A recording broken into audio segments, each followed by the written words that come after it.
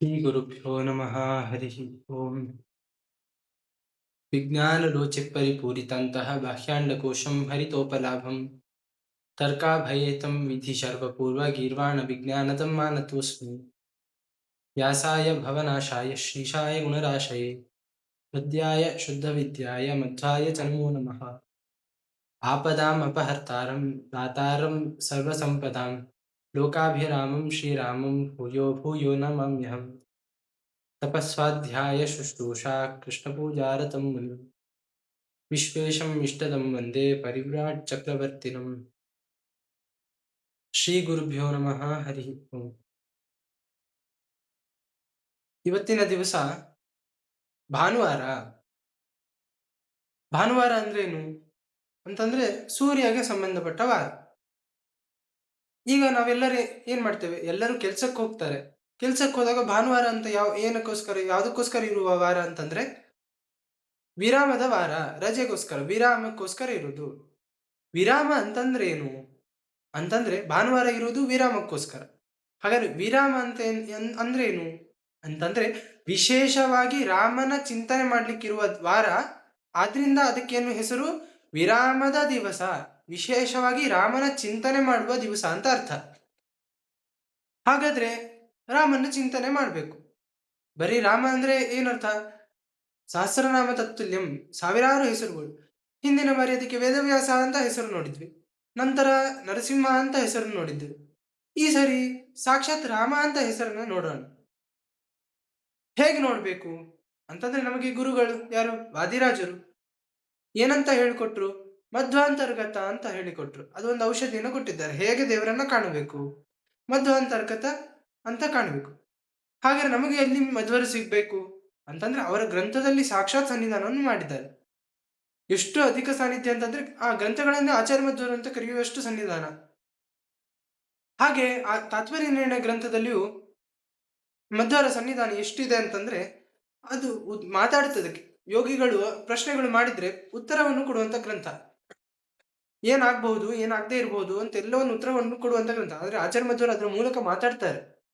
ನಮಗೂ ಮಧ್ವರ ಕನೆಕ್ಷನ್ ಬೇಕಾ, ಆಚಾರ್ಯ ಮಧ್ವರ ಗ್ರಂಥವನ್ನು ಹಿಡಿಯಿರಿ, ದೊಡ್ಡ ಔಷಧಿ ಅದು.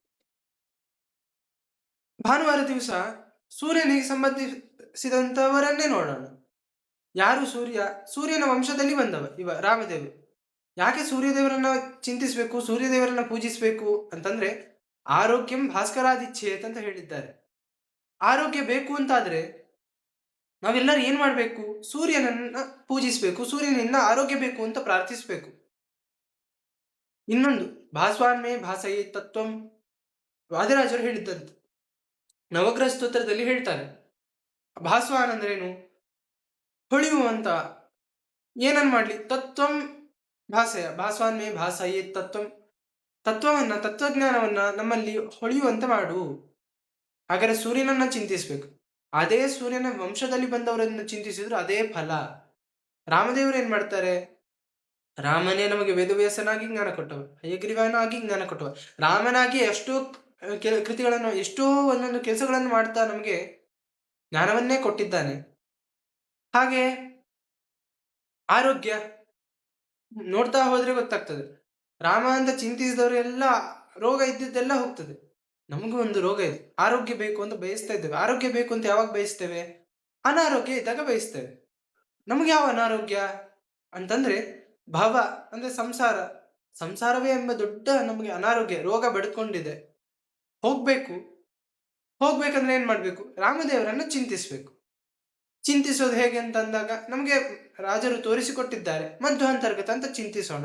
ನಮಗೆ ಎದುರಿಗೆ ಸಿಕ್ಕಿರುವ ಮಧ್ವರು ಯಾರು, ತಾತ್ಪರ್ಯ ನಿರ್ಣಯ ಎಂಬ ಗ್ರಂಥ, ಅಲ್ಲಿ ಮಧ್ವರನ್ನ ಹೇಗೆ ತೋರಿಸಿದ್ದಾರೆ ಹಾಗೆ ಚಿಂತನೆ ಮಾಡೋಣ. ರಾಮಾಯಣದಲ್ಲಿ ಹೇಳಿದ್ದಾರೆ, ವಾಲ್ಮೀಕಿ ರಾಮಾಯಣ ಮೊದಲಾದ ರಾಮಾಯಣಗಳಲ್ಲಿ ಹೇಳಿದ್ದಾರೆ.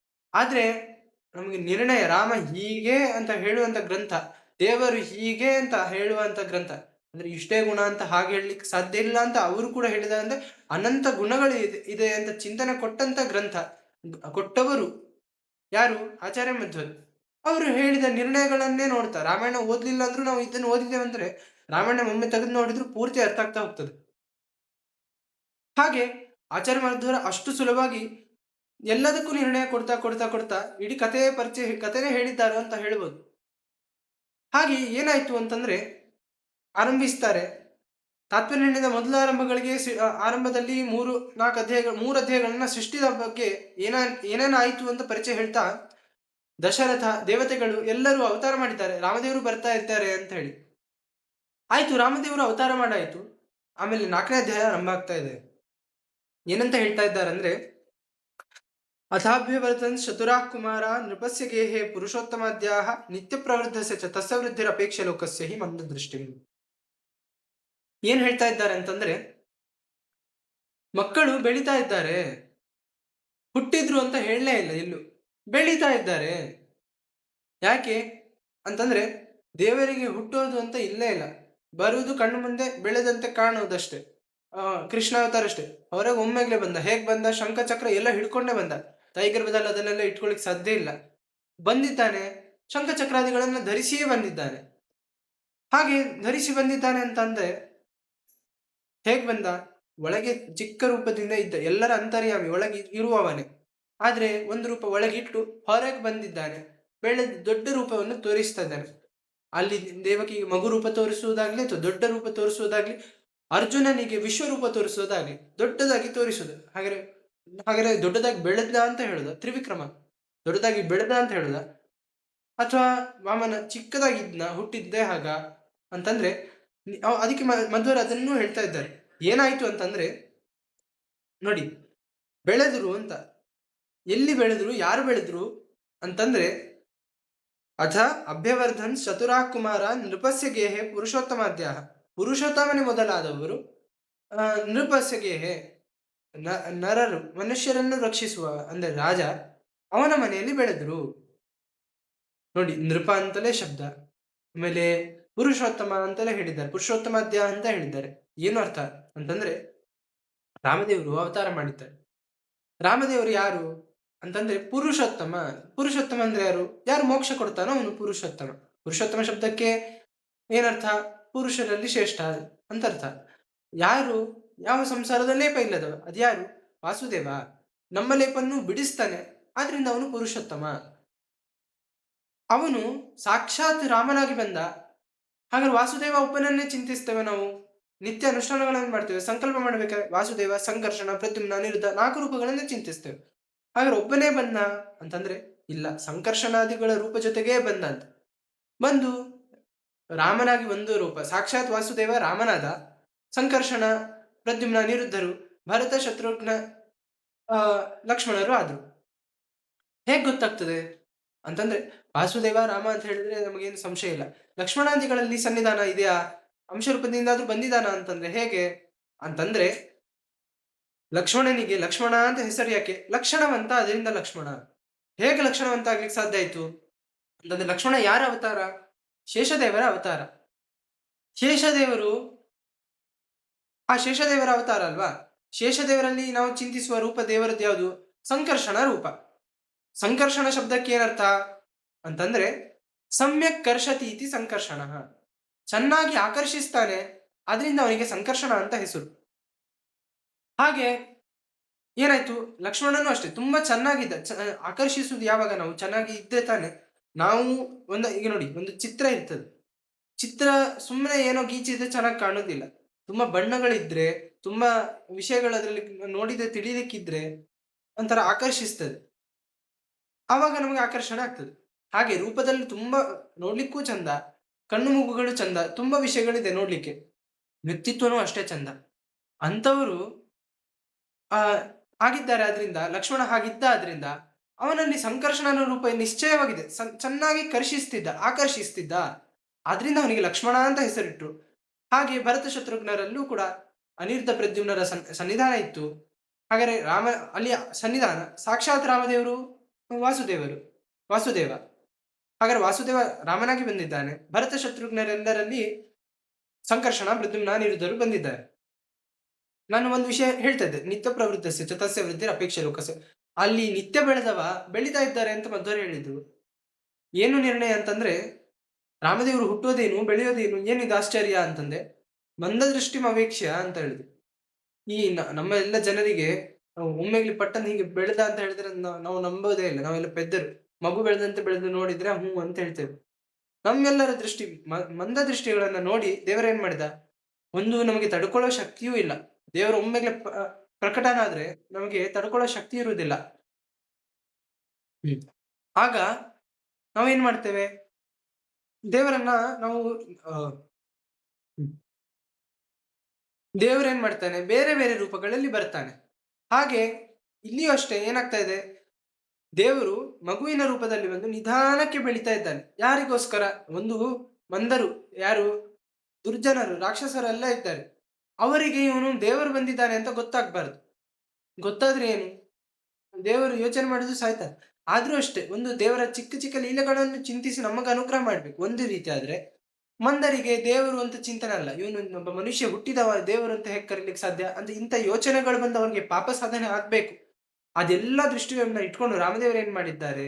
ಮಗುವಾಗಿ ಅವತಾರ ಅಂದ್ರೆ ಚಿಕ್ಕ ಮಗು ಆಗಿ ಬೆಳೆದಂತೆ ತೋರಿಸ್ತಾ ಇದ್ದಾರೆ. ಆದ್ರೆ ದೇವರೇನಾಗಿದ್ದಾನೆ? ನಿತ್ಯ ಪ್ರವೃದ್ಧ. ತ್ರಿವಿಕ್ರಮ ಚಿಕ್ಕದಾದ ಬೆಳೆದ ಅಂತ ಹೇಳ್ತೇವೆ. ಬೆಳೆದದ್ದಷ್ಟೇ ಅಲ್ಲ, ಅಲ್ಲಿ ಇದ್ದ ಅಂತ. ಯಾವಾಗ್ಲೂ ವ್ಯಾಪಿಸಿಕೊಂಡಿರುವವ. ಎಲ್ಲಿ ಇಲ್ಲ ಅಂತ ಹೇಳೋಣ? ಎಲ್ಲ ಕಡೆ ಇದ್ದಾನೆ. ಎಲ್ಲ ಕಡೆ ಇದ್ದಾನೆ ಅಂತ ಏನಂತ ಅಂದ್ರು ಅದಕ್ಕೆ ಆಚಾರ್ಯ ಮಧ್ವರು ನಿತ್ಯ ಪ್ರವೃದ್ಧ. ಎಲ್ಲ ಕಡೆ ವ್ಯಾಪಿಸಿ ಬೆಳೆದಂತವನು ತಸ್ಯ ಅವನೇನ್ ಮಾಡಿದ? ಮಂದ ದೃಷ್ಟಿಯನ್ನ ನೋಡಿ ಅವನು ಬೆಳೆದಂತೆ ತೋರಿದ. ಹಾಗಾದ್ರೆ ದೇವರು ಹಾಗೆ ಇದ್ದಾನೆ ಅಂತಂದ್ರೆ ಇಲ್ಲಿ ಮನುಷ್ಯರಂತೆ ಬಂದಿದ್ದಾನೆ. ಹೇಗ್ ಗೊತ್ತಾಯ್ತು? ಮನುಷ್ಯರ ಮನೆಗೆ ಬಂದಿದ್ದಾನೆ. ನೃಪಸ್ಯ ಗೇಹೆ. ನೃ ಅಂದ್ರೆ ಮನುಷ್ಯರು. ಪ ಅಂದ್ರೆ ನೃನ್ ಪಾತೀತಿ. ಮನುಷ್ಯರನ್ನು ಕಾಪಾಡ್ತಾನಾದ್ರಿಂದ ರಾಜ ಅಂತಂದ್ರು. ನೃಪ ಅಂತಂದ್ರು. ಹಾಗಾದ್ರೆ ಮನುಷ್ಯನ ಅಪ್ಪ. ಪಾತೀತಿ ಪಿತಾ ಅಂತ ಅರ್ಥ. ನೃಪ ಅಂದ್ರೆ ಅಪ್ಪನ ಮನೆಯಲ್ಲಿ ಹುಟ್ಟಿದ್ರು. ಮನುಷ್ಯನಾದ ಅಪ್ಪನ ಮನೆಯಲ್ಲಿ ಹುಟ್ಟಿದ್ರು. ಯಾರಲ್ಲಿ ಹುಟ್ಟಿದ್ರು? ಅಂದ್ರೆ ದಶರಥನಲ್ಲಿ ಮನುಷ್ಯರಂತೆ ಹುಟ್ಟಿದಂತೆ ತೋರಿದ್ರು. ಅಂದ್ರೆ ಅವತಾರ ಮಾಡಿದ್ರು. ನಂತರ ಏನ್ ಮಾಡಿದ್ರು? ರಾಮದೇವರು ಅವತಾರ ಮಾಡಿದ್ದಾರೆ. ಬೆಳೀತಾ ಇದ್ದಾರೆ. ಆ ಹೇಗಿದ್ದಾರೆ? ನಿಪುಣರಾಗಿದ್ದಾರೆ. ಚತುರಾಹ ಅಂತಂದ್ರು. ಚತುರಾಹ್ ಕುಮಾರ. ನಮ್ಮಲ್ಲಿ ನಾವು ನೋಡ್ತೇವೆ. ದೊಡ್ಡ ಮನೆಯಲ್ಲಿ ಶ್ರೀಮಂತರ ಮನೆಯಲ್ಲಿ ಹುಟ್ಟಿದ ಮಕ್ಕಳಿಗೆ ಏನೂ ಕೆಲಸ ಬರುವುದಿಲ್ಲ. ಆ ಕಡೆಯಿಂದ ಈ ಕಡೆ ಕಡ್ಡಿ ಎತ್ತಿಡುವುದಿಲ್ಲ ಅಂತ ನಾವು ಬೈತೇವೆ. ನಾವೇ ಯಾರಾದ್ರು ಕೆಲಸ ಮಾಡ್ಲಿಲ್ಲ ಅಂದ್ರೆ ಮನೆಯಲ್ಲಿ ಬೈಸ್ಕೊಳ್ಳೋದು ಇದೆ. ಏನು? ದೊಡ್ಡ ರಾಜ್ಕುಮಾರ ನೋಡು ಅಥವಾ ರಾಜ್ಕುಮಾರಿಯವಳು ಏನು ಕೆಲಸನೇ ಮಾಡುವುದಿಲ್ಲ. ಏನ್ ಕೆ ಇನ್ನು ಕೆಲವರು ಹೊರಗಡೆಯವ್ರು ಮಾತಾಡಿದ್ರೆ ಕೆಲಸ ಮಾಡ್ಲಿಕ್ಕೆ ಬರುವುದಿಲ್ಲ ಅಂತ ಹೇಳ್ತಾರೆ. ಹಾಗೆ ಇವರು ರಾಜರ ಮಕ್ಕಳು ಇವರು ಹಾಗಿದ್ದಾರಾ ಅಂತಂದ್ರೆ ಹಾಗಲ್ಲ ಇವರು. ನಿಪುಣರು ಅಂತಂದ್ರು. ಎಲ್ಲಾ ಕೆಲಸ ಚಿಕ್ಕ ಚಿಕ್ಕ ಕೆಲಸಗಳಿಂದ ಹಿಡಿದು ದೊಡ್ಡ ದೊಡ್ಡ ಕೆಲಸಗಳನ್ನು ಮಾಡ್ಲಿಕ್ಕೆ ಸಮರ್ಥರು. ಅಂತವರು ಇವರು. ಅದಕ್ಕೆ ನಿಪುಣರು ಅಂತಂದ್ರು. ನಿಮ್ಮಂತೆ ಅಲ್ಲ ಅಂತ ಗೊತ್ತಾಗ್ತದೆ ಇಲ್ಲಿ. ನಂತರ ಮುಂದೆ ಹೇಳ್ತಾರೆ, ರಾಮದೇವರು ಅವತಾರ ಮಾಡಿದ್ರಿಂದ ಏನಾಯ್ತು? ರಾಜ್ಯಗಳಲ್ಲಿ ವ್ಯತ್ಯಾಸ ಏನೇನಾಯ್ತು ಅಂತ ಹೇಳ್ತಾ ಇದ್ದಾರೆ. ಏನಂದ್ರೆ ನಿರೀಕ್ಷ ನಿತ್ಯಂ ಚತುರಃ ಕುಮಾರಾನ್ ಪಿತಾಮುದಂ ಸಂತತಮಾಪಚೋಚ್ಚಾಂ ವಿಶೇಷತೋ ರಾಮಮುಖೇಂದು ಬಿಂಬಂ ಅವೇಕ್ಷ ರಾಜ ಕೃತಕೃತ್ಯ ಆಸೀತ್. ಏನಾಯ್ತು ಅಂತಂದ್ರೆ ಇಷ್ಟ ಸಬರ್ ಕಾ ಫಲ್ ಮೀಠಾ ಹೋತಾ ಹೈ ಅಂತ ಕೇಳಿದ್ದೇವೆ, ಹಿಂದಿಯ ಮಾತು. ಏನು? ತಾಳ್ಮೆಯಿಂದ ಇದ್ರೆ ಒಳ್ಳೆ ಫಲ ಸಿಗ್ತದೆ. ಹಾಗೆ ದಶರಥನಿಗೆ ಸಿಕ್ಕಿದ್ದು. ಏನ್ ಮಾಡಿದ? ಮಕ್ಕಳಾಗ್ಲಿಲ್ಲ ಅಂತ ತುಂಬಾ ವರ್ಷ ಕಾದಿದ್ದಾನೆ. ಮಕ್ಕಳು ಹುಟ್ಟಿದ್ದಾರೆ. ತುಂಬಾ ಚೆನ್ನಾಗಿರೋ ಮಕ್ಕಳು ಹುಟ್ಟಿದ್ದಾರೆ. ಹೇಗಾಯ್ತು ಅಂತಂದ್ರೆ ಮಕ್ಕಳನ್ನು ದಿನನಿತ್ಯ 4 ಮಕ್ಕಳನ್ನು ನೋಡ್ತಾ ಇದ್ದಾನೆ. ಮಕ್ಕಳನ್ನು ನೋಡಿದ್ರೆ ಭಾರಿ ಆನಂದ ಆಗ್ತದೆ. ಇಷ್ಟು ವರ್ಷ ಮಕ್ಕಳಿಲ್ಲದ ಮನೆಯಲ್ಲಿ ಮಕ್ಕಳು ಓಡಾಡುವ ಮಕ್ಕಳನ್ನು ನೋಡಿದ್ರೆ ಎಷ್ಟು ಆನಂದ ತಂದೆಗೆ. ಭಾರಿ ಆನಂದ. ಆದ್ರೂ ಅಲ್ಲಿ ಏನಾಗ್ತಿದೆ? ವಿಶೇಷತೋ ರಾಮ ಮುಖೇಂದು ಬಿಂಬಂ ಅವೇಕ್ಷ ರಾಜ ಕೃತಕೃತ್ಯ ಆಸೀತ್. ರಾಮನ ಮುಖ ನೋಡಿದ್ರೆ ಭಾರಿ ನೆಮ್ಮದಿಯಂತೆ. ಅಬ್ಬಾ, ನಾನು ಧನ್ಯನಾದೆ, ಇಂಥ ಮಕ್ಕಳನ್ನು ಪಡೆದ್ನಲ್ಲ, ಇಷ್ಟು ವರ್ಷ ನಾನು ಕಾದಿದ್ದು ಸಾರ್ಥಕ ಆಯ್ತು ಅಂತ ಒಂದು ಭಾವನೆ ಬಂತು ಅವನಿಗೆ. ಇಲ್ಲ ಗಡಿಬಿಡಿಯಾಗಿ ಎಂಥದೋ ಮಕ್ಕಳು ಬೇಕು ಅಂತ ಗಡಿಬಿಡಿ ಮಾಡಿದ್ರೆ, ಯಾರೋ ದೈತ್ಯ ಸ್ವಭಾವದ ಮಕ್ಕಳು ಹುಟ್ಟಿದ್ರೆ, ಹೇಗೆ ಅಂಗವಿಕಲರಾಗಿ ಹುಟ್ಟಿದ್ರೆ, ಹಾಗಾಗ್ಲಿಲ್ಲ. ದೇವತೆಗಳೇ ಬಂದು ಅವತಾರ ಮಾಡಿದ್ದಾರೆ. ಧನ್ಯ ಅಂತ ಭಾವಿಸಿದ. ಕೃತಕೃತ್ಯ ಅವನೊಬ್ಬ ಧನ್ಯ ಅಂತ ಭಾವಿಸಿದ್ನ. ಆಮೇಲೆ ನೋಡಿ, ವಿಶೇಷತೋ ರಾಮ ಮುಖೆಂದು ಬಿಂಬಂ. ನಮಗೆ ಚಂದ್ರನನ್ನು ನೋಡಿದಾಗ ನೆಮ್ಮದಿ ಆಗ್ತದೆ. ಸೂರ್ಯನ ನೋಡಿದ್ರೆ ಆಗುದಿಲ್ಲ, ತಡ್ಕೊಳ್ಳಿಕ್ಕೆ ಆಗುದಿಲ್ಲ. ಆದ್ರೆ ಅದೇ ಸೂರ್ಯನ ವಂಶದಲ್ಲಿ ಬಂದ ರಾಮಚಂದ್ರನನ್ನು ಮುಖ ನೋಡ್ತಾ ಇರುವಂತಹ ದಶರಥ ಎಷ್ಟು ಧನ್ಯ ಆಗಿರಬಾರ್ದು? ನಾವು ಇಲ್ಲೇ ಅನುಮಾನ ಮಾಡುದು. ಚಂದ್ರನ ನೋಡಿದಾಗ್ಲೇ ನಮ್ಗೆ ನೆಮ್ಮದಿ ಆಗ್ತದಂದ್ರೆ ರಾಮಚಂದ್ರನನ್ನು ನೋಡಿದಾಗ ಎಷ್ಟು ಆರಾಮ ಆಗ್ಲಿಕ್ಕಿಲ್ಲ? ಹಾಗೆ ಅಷ್ಟು ನೆಮ್ಮದಿ ಆಯ್ತಂತೆ. ನಂತರ ಅವನಿಗೆ ಮಾತ್ರ ಅಲ್ಲ, ಈ ಅರಮನೆಯಲ್ಲಿ ಬಂದ ಎಲ್ಲರಿಗೂ ಅಷ್ಟೇ ಆನಂದ ಅಂತೆ. ಆ ಆನಂದ ಏನು ಅಂತನೂ ಹೇಳಿದ್ರು ಮಧ್ವರು. ಏನು ಅಂತಂದ್ರೆ, ತನ್ಮಾತರ ಪೌರಜನ ಅಮಾತ್ಯ ಅಂತಃಪುರ ವೈಷಯಿಕಾಶ್ಚ ಸರ್ವೇ ಅವೇಕ್ಷ್ಯಮಾಣ ಪರಮಂ ಪುಮಾಂಸಂ ಸ್ವಾನಂದ ತೃಪ್ತ ಇವ ಸಂಭವವು. ಏನಾಯ್ತು ಅಂತಂದ್ರೆ, ಮಗುವನ ಮುಖ ನೋಡ್ಲಿಕ್ಕೆ ಹೊಸದಾಗಿ ಮಕ್ಕಳಾದ ಮನೆಗಳಲ್ಲಿ ಜನರು ಬರ್ತಾನೆ ಇರ್ತಾರೆ. ಇಲ್ಲಿ ಜನರು ಬರೋ ಪ್ರಸಂಗನೇ ಇಲ್ಲ, ಎಲ್ಲರೂ ಅರಮನೆಯಲ್ಲೇ ಇರುವವರು. ಅಂದ್ರೆ ಕೆಲಸದವರು, ಊರಿನ ಜನರು, ಯಾರಿಗೂ ಅರಮನೆಯಲ್ಲಿ ಪ್ರವೇಶ ಇಲ್ಲ ಅಂತಿಲ್ಲ, ಎಲ್ಲರಿಗೂ ಪ್ರವೇಶ. ಎಲ್ಲರೂ ಪೌರಜನ ಅಂತ ಹೇಳಿದ್ರು, ಊರಿನ ಜನರು ಎಲ್ಲರೂ ಕೂಡ ಎಲ್ಲರೂ ಬರ್ತಾ ಇದ್ರು. ನೋಡಿ, ದಶರಥನ ಮನೆಯಲ್ಲಿ ಇವ್ರಿಗೆ ಹೊರಗಡೆಯವರು ನಮ್ಮವರು ಅಂತ ಇಲ್ಲ, ಎಲ್ಲ ಜನರು ನಮ್ಮವರು ಅಂತ, ಎಲ್ಲರಿಗೂ ಒಳಗೆ ಪ್ರವೇಶ ಬಂದಿದ್ದಾರೆ. ಪೌರಜನ, ಅಮಾತ್ಯ, ಮಂತ್ರಿಗಳು, ತನ್ಮಾತರ. ನೋಡಿ, ತನ್ಮಾತರ ಅಂತ ಹೇಳಿದ್ರು. ತನ್ಮಾತರ ಅಂದ್ರೆ ನಾವು ಕೌಸಲ್ಯ ಸುಮಿತ್ರೆ ಕೈಕಿ ಅಷ್ಟೇ ಇಟ್ಕೊಳ್ತೇವೆ. ತನ್ಮಾತರ ಅಂದ್ರೆ ತತ್ ಅಂದ್ರೆ ದೇವರು, ರಾಮದೇವರು. ಅವರಿಗೆ ಅಮ್ಮ ಅಂತ, ಅವನಿಂದ ಅಮ್ಮ ಅಂತ ಕರೆಸಿಕೊಂಡವರು 3 ಜನ ಅಂತ ನಾವು ಕರಿತೇವೆ. ಆದ್ರೆ ಇಲ್ಲಿ ಆಚಾರ್ಯ ಮಧ್ವರು ತನ್ಮಾತರ ಅಂತ ಬಹುವಚನ ಹೇಳಿದ್ದಾರೆ. ಏನಂತ ಇಟ್ಕೊಳ್ಬೇಕು? ಬರೀ 3 ಜನ, 3 ಜನ ಇದ್ರು ಬಹುವಚನ ಪ್ರಯೋಗ ಹೌದು. ಆದ್ರೆ ರಾಜರಿಗೆ ಅನೇಕ ವಿವಾಹ ಆಗ್ತಿತ್ತು. ಪಟ್ಟದ ರಾಣಿಯರು ಈ 3 ಜನ ಬಿಟ್ರೆ, ದಶರಥನಿಗೆ ಪರಶುರಾಮ ದೇವರು ಬಂದಾಗೆಲ್ಲ ಒಂದೊಂದು ಮದುವೆ ಆಗಿದೆ. ಅಷ್ಟು ವಿವಾಹಗಳ ಉಲ್ಲೇಖ ಬೇರೆ ಬೇರೆ ಕಡೆ ಸಿಗ್ತದೆ. ಹಾಗಿದ್ದಾಗ ಅವರೆಲ್ಲರೂ ಅಮ್ಮಂದ್ರು, ಅವರು ಅರಮನೆಯಲ್ಲಿ ಇರ್ತಿದ್ರು. ಅವರು ರಾಮನನ್ನು ನೋಡಿದಾಗ ಭಾರಿ ಆನಂದ ಪಡ್ತಿದ್ರು. ಮಂತ್ರಿಗಳು ಅವರು ಆನಂದ ಪಡ್ತಿದ್ರು. ಅರಮನೆಯಲ್ಲಿದ್ದಂತ ಸೈನಿಕರು, ಸೇವಕರು ಎಲ್ಲರೂ ಕೂಡ ಆನಂದವನ್ನು ಪಡ್ತಾ ಇದ್ದಾರೆ. ಅಂತಃಪುರ ವೈಷಯಿಕಾಷ್ಟ ಅರಮನೆಯಲ್ಲಿದ್ದ ಎಲ್ಲರೂ, ಇದ್ದು ಬಂದ ಸೇವಕರು, ದಾಸಿಯರು ಎಲ್ಲರೂ ಆನಂದ ಪಡ್ತಾ ಇದ್ದಾರೆ. ಯಾರನ್ನು ನೋಡಿದಾಗ ಪರಮಂ ಪುಮಾಂಸಂ. ನೋಡಿ, ಉಳುಕಿದವರು ಅಂತ ಯಾವುದು ಮಕ್ಕಳನ್ನು ನೋಡಿದಾಗ ತಂದೆ ಧನ್ಯನಾದ, ಅಮ್ಮಂದಿರು ಧನ್ಯರಾದ್ರು, ಹೌದು. ಆದ್ರೆ ಪರಮಂ ಪುಮಾಂಸಂ, ಹಿಂದೆ ರಾಮಚಂದ್ರ ಅಂತ ಬಾಯ್ಬಿಟ್ಟು ಹೇಳಿದ್ರು. ಅದೇ ರಾಮಚಂದ್ರ ಯಾರು? ನಮಗೆ ವಾಸುದೇವ ಅಂತ ಗೊತ್ತು, ಅದಕ್ಕೋಸ್ಕರ ಮತ್ತೆ ಮತ್ತೆ ನೆನೆಸ್ಕೊಡ್ತಾರೆ, ಅದೇ ವಾಸುದೇವ ಇವನು ಅಂತ ಹೇಳಿ. ಪರಮಂ ಪುಮಾಂಸಂ, ಆ ರಾಮದೇವರನ್ನು ನೋಡಿ ನಮಗೆ ಇವರಿಗೆ ಎಷ್ಟು ಆನಂದ ಆಯ್ತು ಅಂತಂದ್ರೆ, ಸ್ವಾನಂದ ತೃಪ್ತ ಇವ ಸಂಭವೂ. ಸ್ವಾನಂದ ತೃಪ್ತಾಹ. ಸ್ವಾನಂದ ಅಂದ್ರೆ ಏನು? ರಾಮದೇವರನ್ನು ಯಾರು? ವಾಸುದೇವ ಅಲ್ಲ. ವಾಸುದೇವ ಏನ್ ಮಾಡ್ತಾನೆ? ಮೋಕ್ಷ ಕೊಡ್ತಾನೆ. ಮೋಕ್ಷದಲ್ಲಿ ಏನು? ಮೋಕ್ಷ ಅಂದ್ರೆ ಏನು? ವ್ಯಾಸರಾಜರು ನಮಗೆ ಶ್ಲೋಕದಲ್ಲಿ ಹೇಳಿದರು, ಮುಕ್ತಿ ನೈಜ ಸುಖಾನುಭೂತಿ ಅಮಲಂ. ಅಮಲವಾದಂತ ಅಂದ್ರೆ ಯಾವುದೇ ದೋಷ ಇಲ್ಲದಂತ ಆನಂದ, ನಮ್ಮದೇ ಆನಂದ, ಸ್ವರೂಪದ ಆನಂದ, ಅದರ ಅನುಭವ ಆಗ್ಲಿಕ್ಕೆ ಶುರು ಆಗುದು, ಅದೇ ಮುಕ್ತಿ ಅಂತಂದ್ರು. ಮುಕ್ತಿರ್ ನೈಜ ಸುಖಾನುಭೂತಿ, ಇದು ಮುಕ್ತಿ ಅಂತಂದ್ರು. ಆ ಮುಕ್ತಿ ಯಾವಾಗ ಸಿಗ್ತದೆ? ದೇವರು ಅವನ್ನ ಅನುಗ್ರಹ ಮಾಡಿದಾಗ ಸಿಗ್ತದೆ. ಹಾಗೆ ಆ ಮಗುವನ್ನ, ರಾಮದೇವರನ್ನ ನೋಡ್ತಾ ಇದ್ದಾರೆ, ನೋಡಿದಾಗ ಅದರ ಅನುಭವ ತಮಗೆ ಬರ್ತಾ ಇದೆ. ಆ ಸ್ವಾನಂದ, ಮೋಕ್ಷದ ಅನುಭವ ನೋಡಿದಾಗಲೇ ಸಿಗ್ತಾ ಇದೆ. ಅಂದ್ರೆ ಈ ಮಗುವಿನ ಅವತಾರದಲ್ಲಿ ಬಂದಂತ ರಾಮದೇವರು ನೋಡಿದ್ರೇನೆ ಮೋಕ್ಷದ ಆನಂದವನ್ನು ಕೊಡ್ತಾ ಇದ್ದಾರೆ. ದೇವರು ನೋಡಿ ನಮ್ಮಂತೆ ನಿಮ್ಮಂತೆ ಅಲ್ಲ. ನಾವೆಲ್ಲ ಏನ್ ಮಾಡ್ತೀವಿ, ನಮ್ಮ ಹತ್ರ ಒಂದು ಇದೆ ಅಂದ್ರೆ ಕೊಡ್ಲಿಕ್ಕೆ ತಯಾರಾಗೋದಿಲ್ಲ. ನಮಗ್ ಸಿಕ್ಕಿತು ಅಂದ್ರೆ ಒಳಗೆ ಹಾಕಿ ಇಟ್ಕೊಳ್ತೇವೆ, ಬಿಟ್ರೆ ಹೊರಗೆ ಕೊಡುವುದು ಅಂತ ಕ್ರಮನೇ ಇಲ್ಲ ನಮ್ಮಲ್ಲಿ. ದೇವರ ಹಾಗಲ್ಲ, ತಾನು ಆನಂದ ಸ್ವರೂಪ, ಸಿಕ್ಕಾಪಟ್ಟೆ ಆನಂದ ಇದೆ, ಏನ್ ಮಾಡ್ಬೇಕು? ಹಂಚೋಣ ಅಂತಂದ. ಅದಕ್ಕೆ ಕಂಡವ್ರು ಬಂದವರಿಗೆಲ್ಲ ಆನಂದವನ್ನು ಉಂಟು ಮಾಡ್ತಾ ಇದ್ದಾನೆ. ಏನ್ ಮಾಡ್ತಾ ಇದ್ದಾನೆ? ಇಲ್ಲಿ ಅಷ್ಟೇ, ಎಲ್ಲರಿಗೂ ಮೋಕ್ಷದ ಆನಂದ. ತನ್ನ ಆನಂದ ಎಂಥದ್ದು? ಮುಕ್ತಿಯಲ್ಲಿದ್ದಾಗ ಅಂದ್ರೆ ತನಗೆ ನಿತ್ಯ ಮುಕ್ತನವನು, ಯಾವುದೇ ಸಂಸಾರದ ಇದು ಸಂಪರ್ಕವೂ ಇಲ್ಲ, ನಿತ್ಯ ಆನಂದದಲ್ಲಿ ಇರುವವ. ಅಂತ ಆನಂದ ನಮಗೆ ಇದ್ರೆ ಹೇಗಿರುತ್ತೆ? ನಮ್ಮ ಯೋಗ್ಯತೆ, ನಮ್ಮ ಸ್ವರೂಪದ ಯೋಗ್ಯತೆ ಎಷ್ಟು ಅಷ್ಟು. ಅಂತ ಆನಂದದ ಅನುಭವ ಇಲ್ಲೇ ಸಂಸಾರದಲ್ಲಿ ಇದ್ದಾಗಲೇ ರಾಮದೇವರು ನೋಡಿದಾಗ ಸಿಕ್ತು. ಅಂತ ಆನಂದ ಅನುಭವವನ್ನು ಕೊಡ್ತಾ ಇದ್ದ. ಹೀಗೆ ಅರಮನೆಯಲ್ಲಿದ್ದು ಬೆಳೀತಾ ಹೋದ. ಬೆಳೀತಾ ಒಂದು ಹಂತಕ್ಕೆ ಬಂದಾಗ ಈಗ ಒಂದು ಕೃಷ್ಣನೇ ಹೇಳಿಬಿಟ್ಟ ಜಗತ್ತಿನ ನಿಯಮ ಏನು ಅಂತ. ಸುಖಸ್ಯಾನಂತರಂ ದುಃಖಂ, ದುಃಖಸ್ಯಾನಂತರಂ ಸುಖಂ. ಇವತ್ತು ಸಂತೋಷವಾಗಿರ್ತೇವೆ ಅಂದ್ರೆ ನಾಳೆ ಹೀಗೆ ಇರ್ತೇವೆ ಅಂತ ಹೇಳಿಕ್ ಬರುದಿಲ್ಲ, ದುಃಖ ಬರ್ತದೆ. ದುಃಖ ಬಂತು ಹೀಗೆ ಇರ್ತದೆ ಅಂತಂದ್ರೆ ನಂತರ ಸುಖ ಬರ್ತದೆ. ಹಾಗೆ ಇಲ್ಲೂ ಅಷ್ಟೇ, ದಶರಥನಿಗೆ ತಾಪ ಉಂಟು ಮಾಡ್ಲಿಕ್ಕೆ ಬಂದ್ರಂತೆ, ಒಂದು ಬಿಸಿ ಬಂತಂತೆ. ಏನು ಅಂತಂದ್ರೆ ಪ್ರಸಂಗ ಹೇಳ್ತಾರೆ, ತತಸ್ಯ ಶಶಿನ ಪ್ರಸೂತೋ ಗಾಧೀತಿ ಶಕ್ರಸ್ತನುಜೋಸ್ಯ ಚಾಸೀತ್ ವರೇಣ ವಿಪ್ರತ್ವಂ ಅವಾಪಯೋಸೌ ವಿಶ್ವಸ್ಯ ಮಿತ್ರಂ ಸ ಇಹಾ ಜಗಾಮ. ಏನಾಯ್ತು? ದೊಡ್ಡ ಪ್ರಸಂಗವನ್ನು ಮಧ್ವರು ಚಿಕ್ಕ ಪರಿಚಯ ಕೊಟ್ಟು ನೋಡೋಣ ಅದನ್ನು. ಶಶಿನಃ ಪ್ರಸೂತ, ಶಶಿ ಅಂದ್ರೆ ಚಂದ್ರ, ಅವನ ವಂಶ ಒಳ್ಳೆ ವಂಶ. ಆ ವಂಶದಲ್ಲಿ ಚಂದ್ರನ ಮಗನಾಗಿ, ಅಂದ್ರೆ ಆ ವಂಶದಲ್ಲಿ ಬಂದು ಮಗ ಅಂತ ಬಂದ. ಯಾರು ಅಂತಂದ್ರೆ ಇಂದ್ರನೇ ಬಂದ. ಏನಾಗಿ ಬಂದ? ಶಕ್ರ ಅವನು ಗಾದಿ ಅಂತ ಹೆಸರಿನಿಂದ ಬಂದ. ನಂತರ ಅವನಿಗೊಬ್ಬ ಮಗ. ಆ ಮಗ ವಿಶ್ವಾಮಿತ್ರ ಅಂತ ಹೆಸರು. ಆ ವಿಶ್ವಾಮಿತ್ರ ಏನ್ ಮಾಡಿದ? ಕ್ಷತ್ರಿಯನಾದ್ರು, ಭಾರಿ ತಪಸ್ಸು ಮಾಡಿ ಬ್ರಾಹ್ಮಣ್ಯವನ್ನು ಪಡೆದ, ಬ್ರಹ್ಮದೇವರಿಂದ ವರವಾಗಿ ಪಡೆದ, ವರೇಣ ವಿಪ್ರತ್ವಂ ಅವಾಪ ಪಡೆದ ಯೋಸೌ ಯಹ ಅವನೋ ಅಂತ ಋಷಿಗಳು ಏನ್ ಮಾಡಿದ್ರು? ದಶರಥನ ಮನೆಗೆ ಬಂದ್ರು. ನೋಡಿ, ಆ ಒಂದು ಪ್ರಸಂಗವನ್ನು ನೆನಪು ಮಾಡಿ ಕೊಟ್ರು ಮಧ್ವರು. ನಾವು ಒಂದು ರೀತಿ ಒಂದು ನೀತಿಯನ್ನು ಹೇಳಿದಂತೆ, ಯಾರ್ಯಾರಿಗೂ ಕೊಟ್ಟ ಔಷಧಿಯನ್ನು ನಾವು ತಗೊಳ್ಬಾರ್ದು. ಯಾರಿಗೆ ಯಾವ ರೋಗ ಇದೆ ಅದರ ಔಷಧಿ ಅವರೇ ತಗೊಳ್ಬೇಕು ಅಂತ ಆಯ್ತು. ಏನು ಪ್ರಸಂಗ ಅಂತಂದ್ರೆ, ನಮ್ಮ ಗಾದಿ ಇಂದ್ರ ಹೆಣ್ಣು ಮಗಳಾಯ್ತು.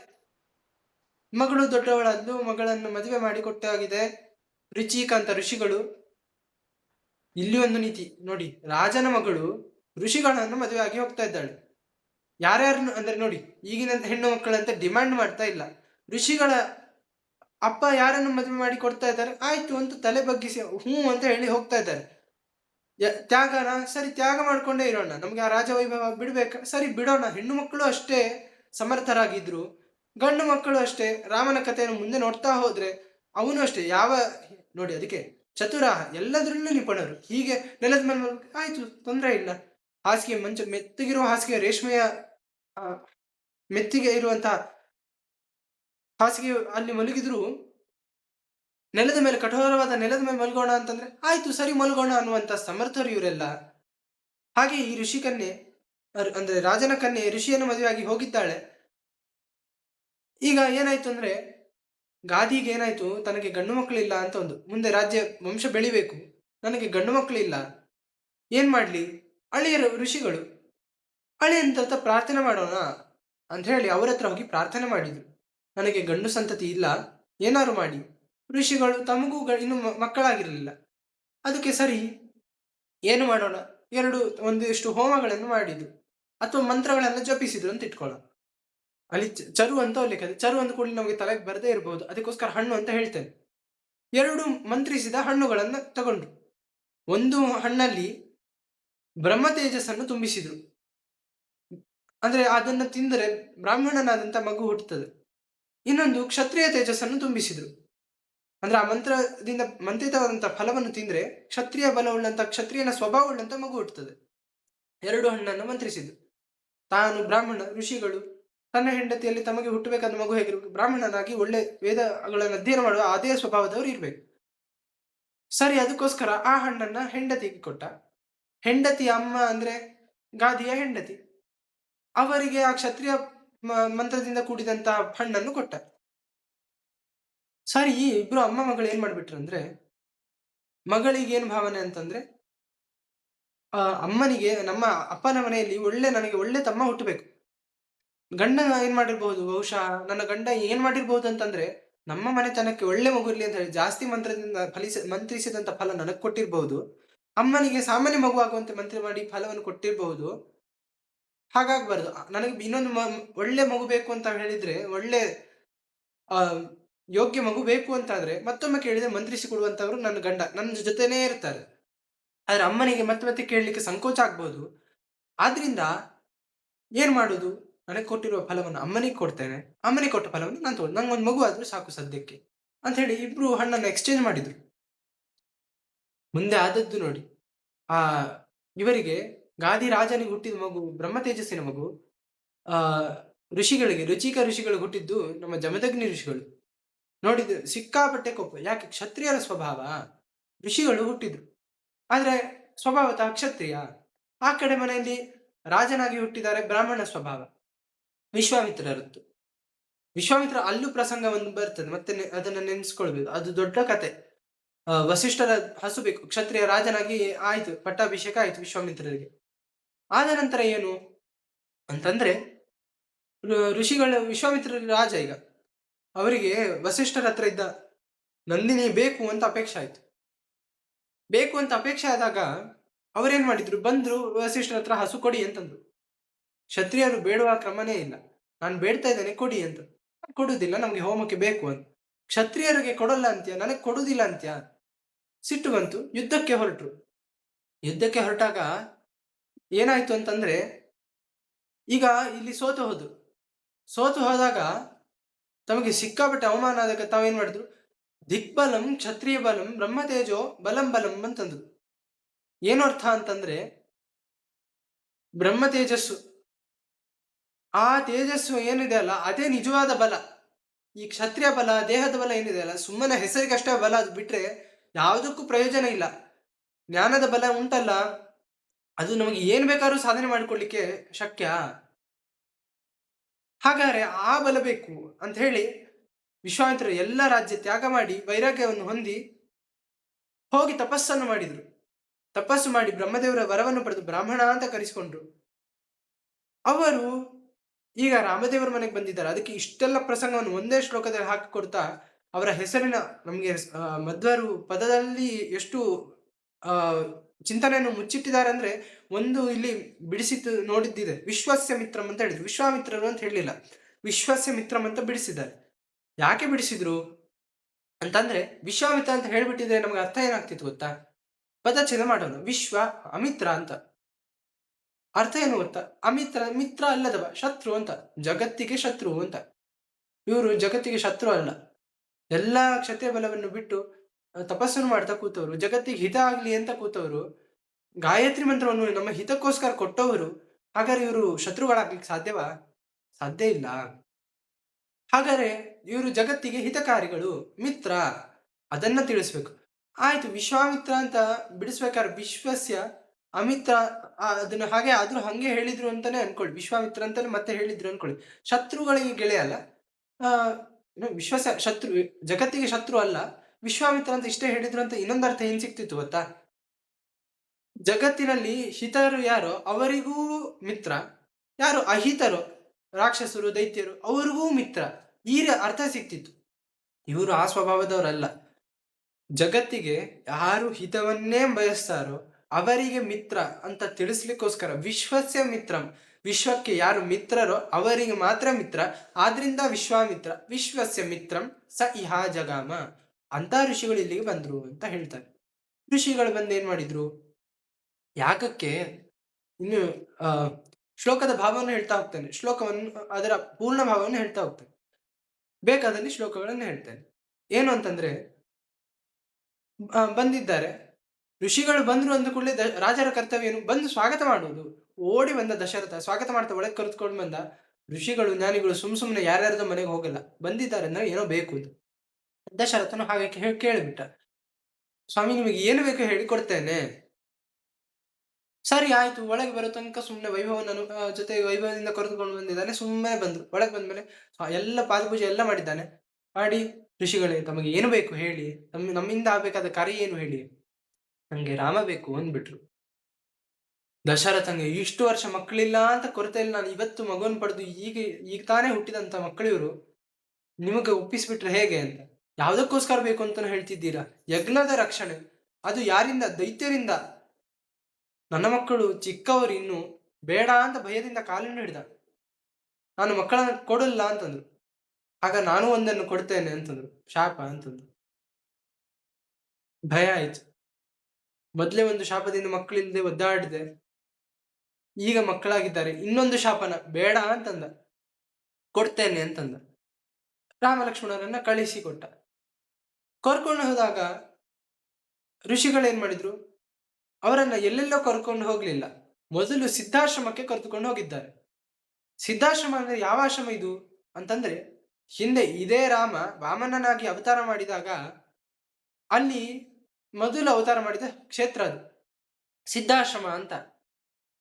ಅಲ್ಲಿ ಅವತಾರ ಮಾಡಿದಂತ ಸ್ಥಳಕ್ಕೆ ರಾಮ ಬಂದ್ರೆ ಅಲ್ಲಿ ಆ ಸಿದ್ಧ ಜನರು, ನಾರದರು ಒಮ್ಮೆ ಮಿಂಚಿನಂತೆ ರೂಪವನ್ನು ನೋಡಿ ತಡೆಯಲಾರ್ದ ಅಷ್ಟು ತಪಸ್ಸು ಮಾಡಿ ಮತ್ತೆ ಯಾವಾಗ ಬೇಕಾದ್ರೂ ಕಣ್ಣು ಮುಚ್ಚಿದ್ರೆ ದೇವರನ್ನು ಚಿಂತಿಸುವ ಸಾಮರ್ಥ್ಯವನ್ನು ಪಡೆದ್ರು. ಅಂದ್ರೆ ಅವ್ರಿಗೆ ಏನಾಯ್ತು? ಮಿಂಚಿನಂತೆ ದೇವರು ಕಂಡ ಒಂದು ಕ್ಷಣ ಅಷ್ಟೇ. ಕಂಡಾಗ ಅದು ಅಷ್ಟು ಹೊಟ್ಟೆಗೆ ಹಸಿವು. ಈಗ ಮಕ್ಕಳಿಗೆ ಒಮ್ಮೆ ಇನ್ನು ಚಿಕ್ಕ ಮಗು ಇರ್ತದೆ, ಒಂದು ಚಾಕ್ಲೇಟ್ ತೋರಿಸ್ಬಿಟ್ಟು ಇನ್ನೂ ತಿಂದೇ ಇರಲ್ಲ, ಮೊದಲ ಬಾರಿ ತಿನ್ಸಿದ್ರೆ ಮತ್ತೆ ಬೇಕು ಬೇಕು ಅನ್ನತ್ತೆ. ಹಾಗೆ ನಮ್ಮ ದೇವರು ಏನಾಗಿದ್ದಾನೆ ಅಂದ್ರೆ, ಒಮ್ಮೆ ನೋಡಿದ್ರೆ ಇನ್ನೂ ನೋಡ್ಬೇಕು ನೋಡ್ಬೇಕು ನೋಡ್ಬೇಕು ಅಂತ ಅಷ್ಟು ಬೇಕು ಅಂತ ಹಠ ಹಿಡಿದ್ರು, ತಪಸ್ಸನ್ನೇ ಮಾಡಿದ್ರು.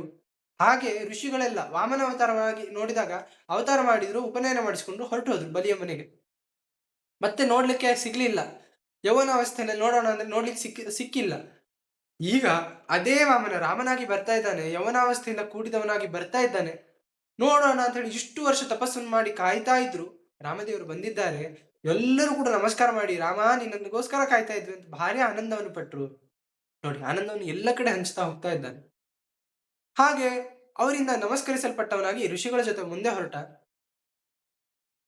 ರಾಮದೇವರು ಇಷ್ಟು ವರ್ಷ ಗುರುಗಳ ಹತ್ತಿರ ಅಭ್ಯಾಸವನ್ನು ಮಾಡಿ ಬಂದಿದ್ದಾರೆ. ಶಸ್ತ್ರಗಳ ಅಭ್ಯಾಸ ಆಗಿದೆ, ಶಾಸ್ತ್ರಗಳ ಅಭ್ಯಾಸ ಆಗಿದೆ, ಅಸ್ತ್ರಗಳು ಅಂತ ಒಂದಿಷ್ಟಿದೆ. ಅಸ್ತ್ರ ಶಸ್ತ್ರಗಳಿಗೆ ವ್ಯತ್ಯಾಸ ಏನಂದ್ರೆ, ಇರುವ ಶಸ್ತ್ರ ಅಂದ್ರೆ ಆಯುಧ, ಅದಕ್ಕೆ ಮಂತ್ರ ಹಾಕಿ ಪ್ರಯೋಗ ಮಾಡಿದ್ರೆ ಅದು ಅಸ್ತ್ರ ಅಂತ ಕರೆಸಿಕೊಳ್ಳುತ್ತದೆ.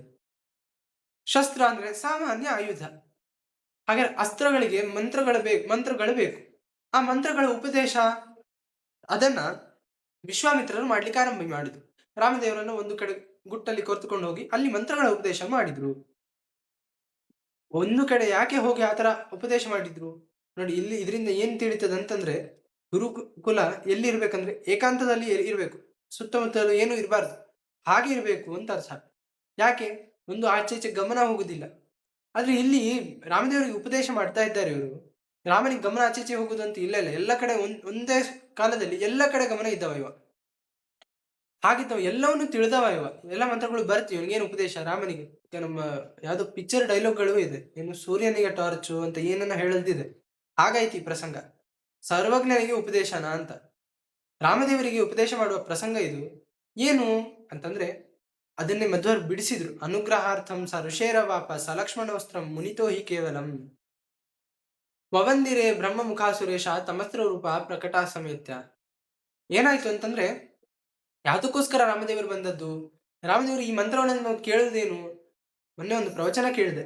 ಅದರಲ್ಲಿ ಸ್ವಾಮಿಗಳು ಹೇಳ್ತಾ ಇದ್ರು, ಪಲಿಮಾರ ಸ್ವಾಮಿಗಳು ಉಪನ್ಯಾಸ, ಅದರಲ್ಲಿ ಹೇಳ್ತಾ ಇದ್ರು, ನಾವು ಮಕ್ಕಳು ಯಾರೋ ಬಂದು ಶ್ಲೋಕ ಹೇಳ್ತಾರೆ, ಶ್ಲೋಕನ ಹೇಳಿದಾಗ ನಾವು ಮಗು ಹೇಳಿದಾಗ ಕೇಳಲ್ವಾ, ಬಾಯಿ ತೆಗೆದ ಅಂತ ಕೇಳ್ತಾ ಇರ್ತೇವೆ. ಆ ಮಗು ಏನ್ ಮಾಡುತ್ತೆ, ಎಲ್ಲಾ ಕಡೆ ಹೇಳ್ಕೊಂಡು ಬರುತ್ತೆ, ನಾನೇ ಸ್ವಾಮಿಗಳಿಗೆ ಆ ಶ್ಲೋಕಗಳನ್ನ ಹೇಳ್ಕೊಟ್ಟಿದ್ದು ಅಂತ. ಹಾಗೆ ಇಲ್ಲೂ ಅಷ್ಟೇ ಒಂದ್ ರೀತಿ ಹಾಗೆ ಇದೆ. ಏನು, ರಾಮದೇವರು ಎಲ್ಲ ಮಂತ್ರವನ್ನು ಎಲ್ಲ ಮಂತ್ರದಿಂದ ಹೇಳಲ್ಪಡುವುದೇ ಅವ. ಎಲ್ಲ ಮಂತ್ರಗಳನ್ನು ಜಗತ್ತಿಗೆ ವೇದವ್ಯಾಸಾದಿ ಅವತಾರಗಳಿಂದ ಕೊಟ್ಟವನೇ ಅವ. ಹಾಗಿದ್ರು ಮತ್ತೆ ಋಷಿಗಳು ಬಂದು ಹೇಳ್ತಾ ಇದ್ದಾರೆ ಅಂದ್ರೆ, ನಾವು ದೇವರ ಮುಂದೆ ಸ್ತೋತ್ರ ಮಾಡ್ತೇವೆ. ದೇವ್ರ ಸ್ತೋತ್ರ ಪಾರಾಯಣ ಎಲ್ಲಿ ಮಾಡ್ತೇವೆ? ಎಲ್ಲೆಲ್ಲೋ ಕೆಲಸ ಮಾಡ್ತಾ ನಾವು ಮಾಡುದು ಅಂತ ಹಾಕೊಂಡು ಬಿದ್ದೇವೆ. ಸ್ತೋತ್ರ ಪಾರಾಯಣ ಎಲ್ಲಿ ಮಾಡ್ಬೇಕು? ಮುಖ್ಯವಾಗಿ ದೇವರ ಮುಂದೆ ಕೂತು ಮಾಡ್ಬೇಕು. ಮಾಡಿದಾಗ ಏನಾಗ್ತದೆ? ವಿಶೇಷವಾಗಿ ಸಿದ್ಧಿ ಆಗ್ತದೆ, ನಮಗೆ ಸಿದ್ಧಿ ಆಗ್ತದೆ. ದೇವರಿಗೆ ಸ್ತೋತ್ರ ಬರುದಿಲ್ವಾ? ಗೊತ್ತು ಅವನಿಗೆ. ಅವನ ಹೆಸರನ್ನು ಹೇಳಿ ನಿನ್ನ ಹೆಸರಿದು ಅಂತ ಹೇಳಿದ್ರೆ ಏನಾಗ್ಬೇಕು ಅವನಿಗೆ? ಅವನಿಗೆ ಏನಾಗಬೇಕಾದಿದ್ದಿಲ್ಲ.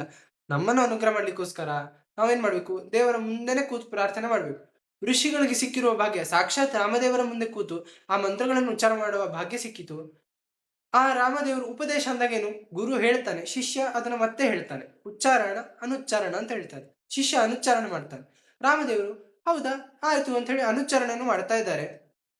ಮಂತ್ರಗಳ ಸಿದ್ಧಿ ಯಾವಾಗ ಆಗ್ತದೆ ಹೇಳಿ? ತಪಸ್ಸನ್ನು ಮಾಡ್ಬೇಕು. ಸಿಕ್ಕಾಪಟ್ಟೆ ಆ ವರ್ಷಗಳ ತಪಸ್ಸು ಮಾಡಿ ಮಂತ್ರದ ಸಿದ್ಧಿಯನ್ನು ಮಾಡಿಕೊಂಡಾಗ ಅಸ್ತ್ರಗಳು ಸಿಗ್ತದೆ. ರಾಮದೇವರು ಒಂದ್ಸರಿ ಉಚ್ಚಾರಣೆ ಮಾಡ್ತಾ ಇದ್ದಾರೆ, ದೇವತೆಗಳೆಲ್ಲ ಅಸ್ತ್ರಗಳನ್ನು ತಂದು ಒಂದು ಅಸ್ತ್ರ ರೂಪದಲ್ಲೇ ಬಂದ್ರು ಅಂತ ಹೇಳ್ತಾರೆ. ಅಂದ್ರೆ ಅಷ್ಟು ಅಸ್ತ್ರಗಳನ್ನು ತಾವೆಲ್ಲ ತಂದು ಏನ್ ಮಾಡಿದ್ರು? ರಾಮ ನೀ ಕೊಟ್ಟದ್ದು ಅಂತ ಹೇಳಿ ಅರ್ಪಣೆ ಮಾಡಿ ನಮಸ್ಕಾರ ಮಾಡಿದ್ರು. ವವಂದಿರೇ ಬ್ರಹ್ಮಮುಖ ಸುರೇಶ. ಎಲ್ಲ ಬ್ರಹ್ಮಮುಖ ಅಂದ್ರೆ ಬ್ರಹ್ಮನೇ ಮೊದಲಾದವರು ಬಂದು ಅಸ್ತ್ರಗಳನ್ನು ಸಮರ್ಪಣೆ ಮಾಡಿ ನಮಸ್ಕಾರ ಮಾಡ್ತಾ ಇದ್ದಾರೆ. ಸಮರ್ಪಣೆ ಮಾಡಿ ನಮಸ್ಕಾರ ಮಾಡಿ, ರಾಮ ನೀ ಕೊಟ್ಟದ್ದು ವಿಶ್ವರೂಪದಲ್ಲಿ ನೋಡಿ. ನಾವು ಪುರುಷ ಸೂಕ್ತ ಹೇಳ್ತೇವೆ, ಸಹಸ್ರ ಶೀರ್ಷ, 1000 ತಲೆ 1000 ಕಾಲು ಅಂತ. 1000 ಕಾಲು 1000 ತಲೆ ಉಳ್ಳವನಿಗೆ 1000 ಕೈಗಳು ಇದೆ. 1000 ಕೈ ಖಾಲಿ ಇದೆಯಾ? ಒಂದೊಂದೊಂದೊಂದು ಆಯುಧದಿಂದ ತುಂಬಿದೆ.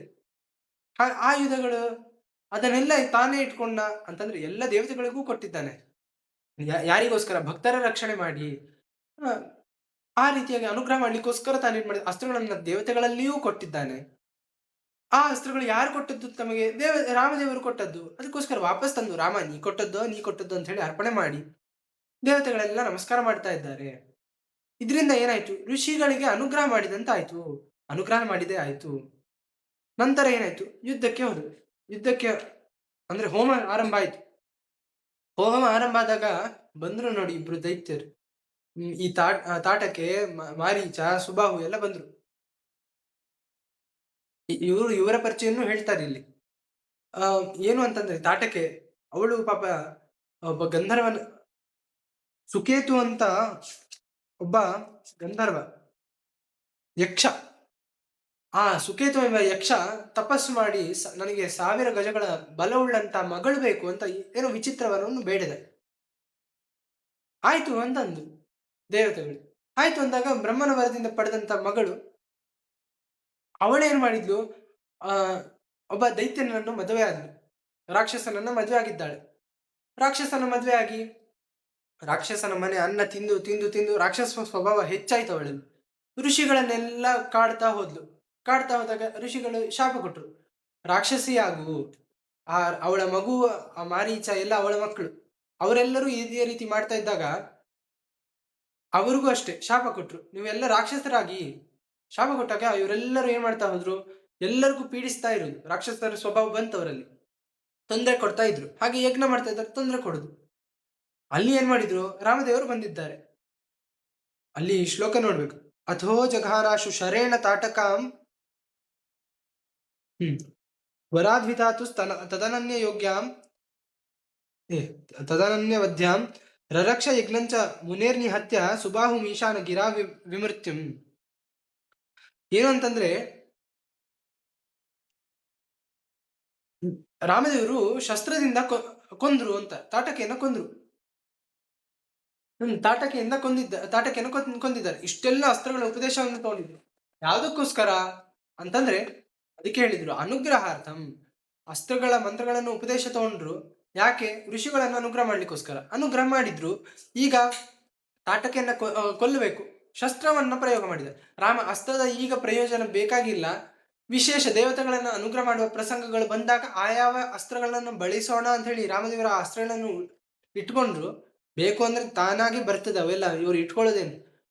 ಈಗಲೂ ಅಷ್ಟೇ ರಾಮದೇವರು ಉಚ್ಚಾರಣೆ ಮಾಡಿದ ಕೂಡಲೇ ಅಲ್ಲಿ ಬಂದಿದ್ದಾರೆ ಅಂತಂದ್ರೆ ಇನ್ನು ಯುದ್ಧಗಳಲ್ಲಿ ಬನ್ನಿ ಅಂತ ಹೇಳೋದು ಬೇಡ, ಅಲ್ಲಿ ಹೋಗಿ ಕೆಲಸ ಮಾಡಿ ಅಂತ ಹೇಳಿದ್ರು ಸಾಕು. ಕೆಲಸ ಮಾಡಿ ಹೇಳೋದು ಬೇಡ, ಚಿಂತಿಸಿದ್ರೆ ಸಾಕು. ಹಾಗಿದ್ದಾಗ ಇಲ್ಲಿ ಅದೆಲ್ಲ ಈಗ ಸದ್ಯಕ್ಕೆ ಬೇಡ, ಅಷ್ಟು ಅವರಿಗೆ ಅವಸರ ಇಲ್ಲ. ಇಲ್ಲಿ ನಾನೇ ಅನುಗ್ರಹ ಮಾಡೋಣ ಅಂತ ಹೇಳಿ ತಾನೇ ಬಾಣದಿಂದ ಆ ತಾಟಕೆಯನ್ನು ಕೊಂದಿದ್ದಾನೆ. ಸುಬಾಹುವನ್ನ ಕೊಂದಿದ್ದಾನೆ. ಮಾರೀಚನನ್ನ ಬಿಸಾಡಿದ್ದಾನೆ. ಮಾರೀಚನ ಪಾಪದ ಕೂಡ ತುಂಬಿಲ್ಲ, ಇನ್ನೂ ತುಂಬಬೇಕು, ದೂರಕ್ಕೆ ಬಿಸಾಡಿದ್ದಾನೆ. ಇನ್ನು ತಾಟಕೆ ಅಲ್ಲಿ ಅನುಗ್ರಹ ಯಾರನ್ನೂ ಅನುಗ್ರಹಿಸ್ತಾ ಇದ್ದಾನೆ ಅಂತಂದ್ರೆ ಆ ತಾಟಕೆಯಲ್ಲಿ ಶಾಪದಿಂದ ಸಿಕ್ಕು ಬಿದ್ದಂತಹ ನಮ್ಮ ಉರ್ವಶಿ ದೇವಿ ಇದ್ದಾಳೆ, ಅಪ್ಸರಿ ಇದ್ದಾಳೆ. ಅವಳು ಆ ರಾಕ್ಷಸಿಯ ಜೊತೆ ಸಿಕ್ಕಿ ಬಿದ್ದಿದ್ದಾಳೆ ಆ ದೇಹದಲ್ಲಿ. ಅವಳನ್ನ ಅನುಗ್ರಹಿಸಬೇಕಾಗಿದೆ. ಅದಕ್ಕೋಸ್ಕರ ತಾನೇ ಶಸ್ತ್ರವನ್ನು ಬಿಟ್ಟು ಆ ತಾಟಕೆಯನ್ನು ಸಂಹಾರ ಮಾಡಿ ಆ ಉರ್ವಶಿಯನ್ನು ಅನುಗ್ರಹ ಮಾಡ್ತಾ ಇದ್ದಾನೆ. ನಂತರದಲ್ಲಿ ಸುಬಾಹುನನ್ನು ಸಂಹಾರ ಮಾಡಿದ್ದಾನೆ. ಆ ಕಡೆ ಮಾರೀಚನನ್ನು ದೂರಕ್ಕೆ ಬಿಸಾಡಿದ್ದಾನೆ. ಈ ರೀತಿಯಾಗಿ ಯಜ್ಞದ ರಕ್ಷಣೆಯನ್ನು ಮಾಡಿದ. ಏನಾಯ್ತು ಅಂತಂದ್ರೆ ಖುಷಿ ಆಯ್ತು. ಋಷಿಗಳ ಯಾಗ ಸಂಪನ್ನವಾಯ್ತು.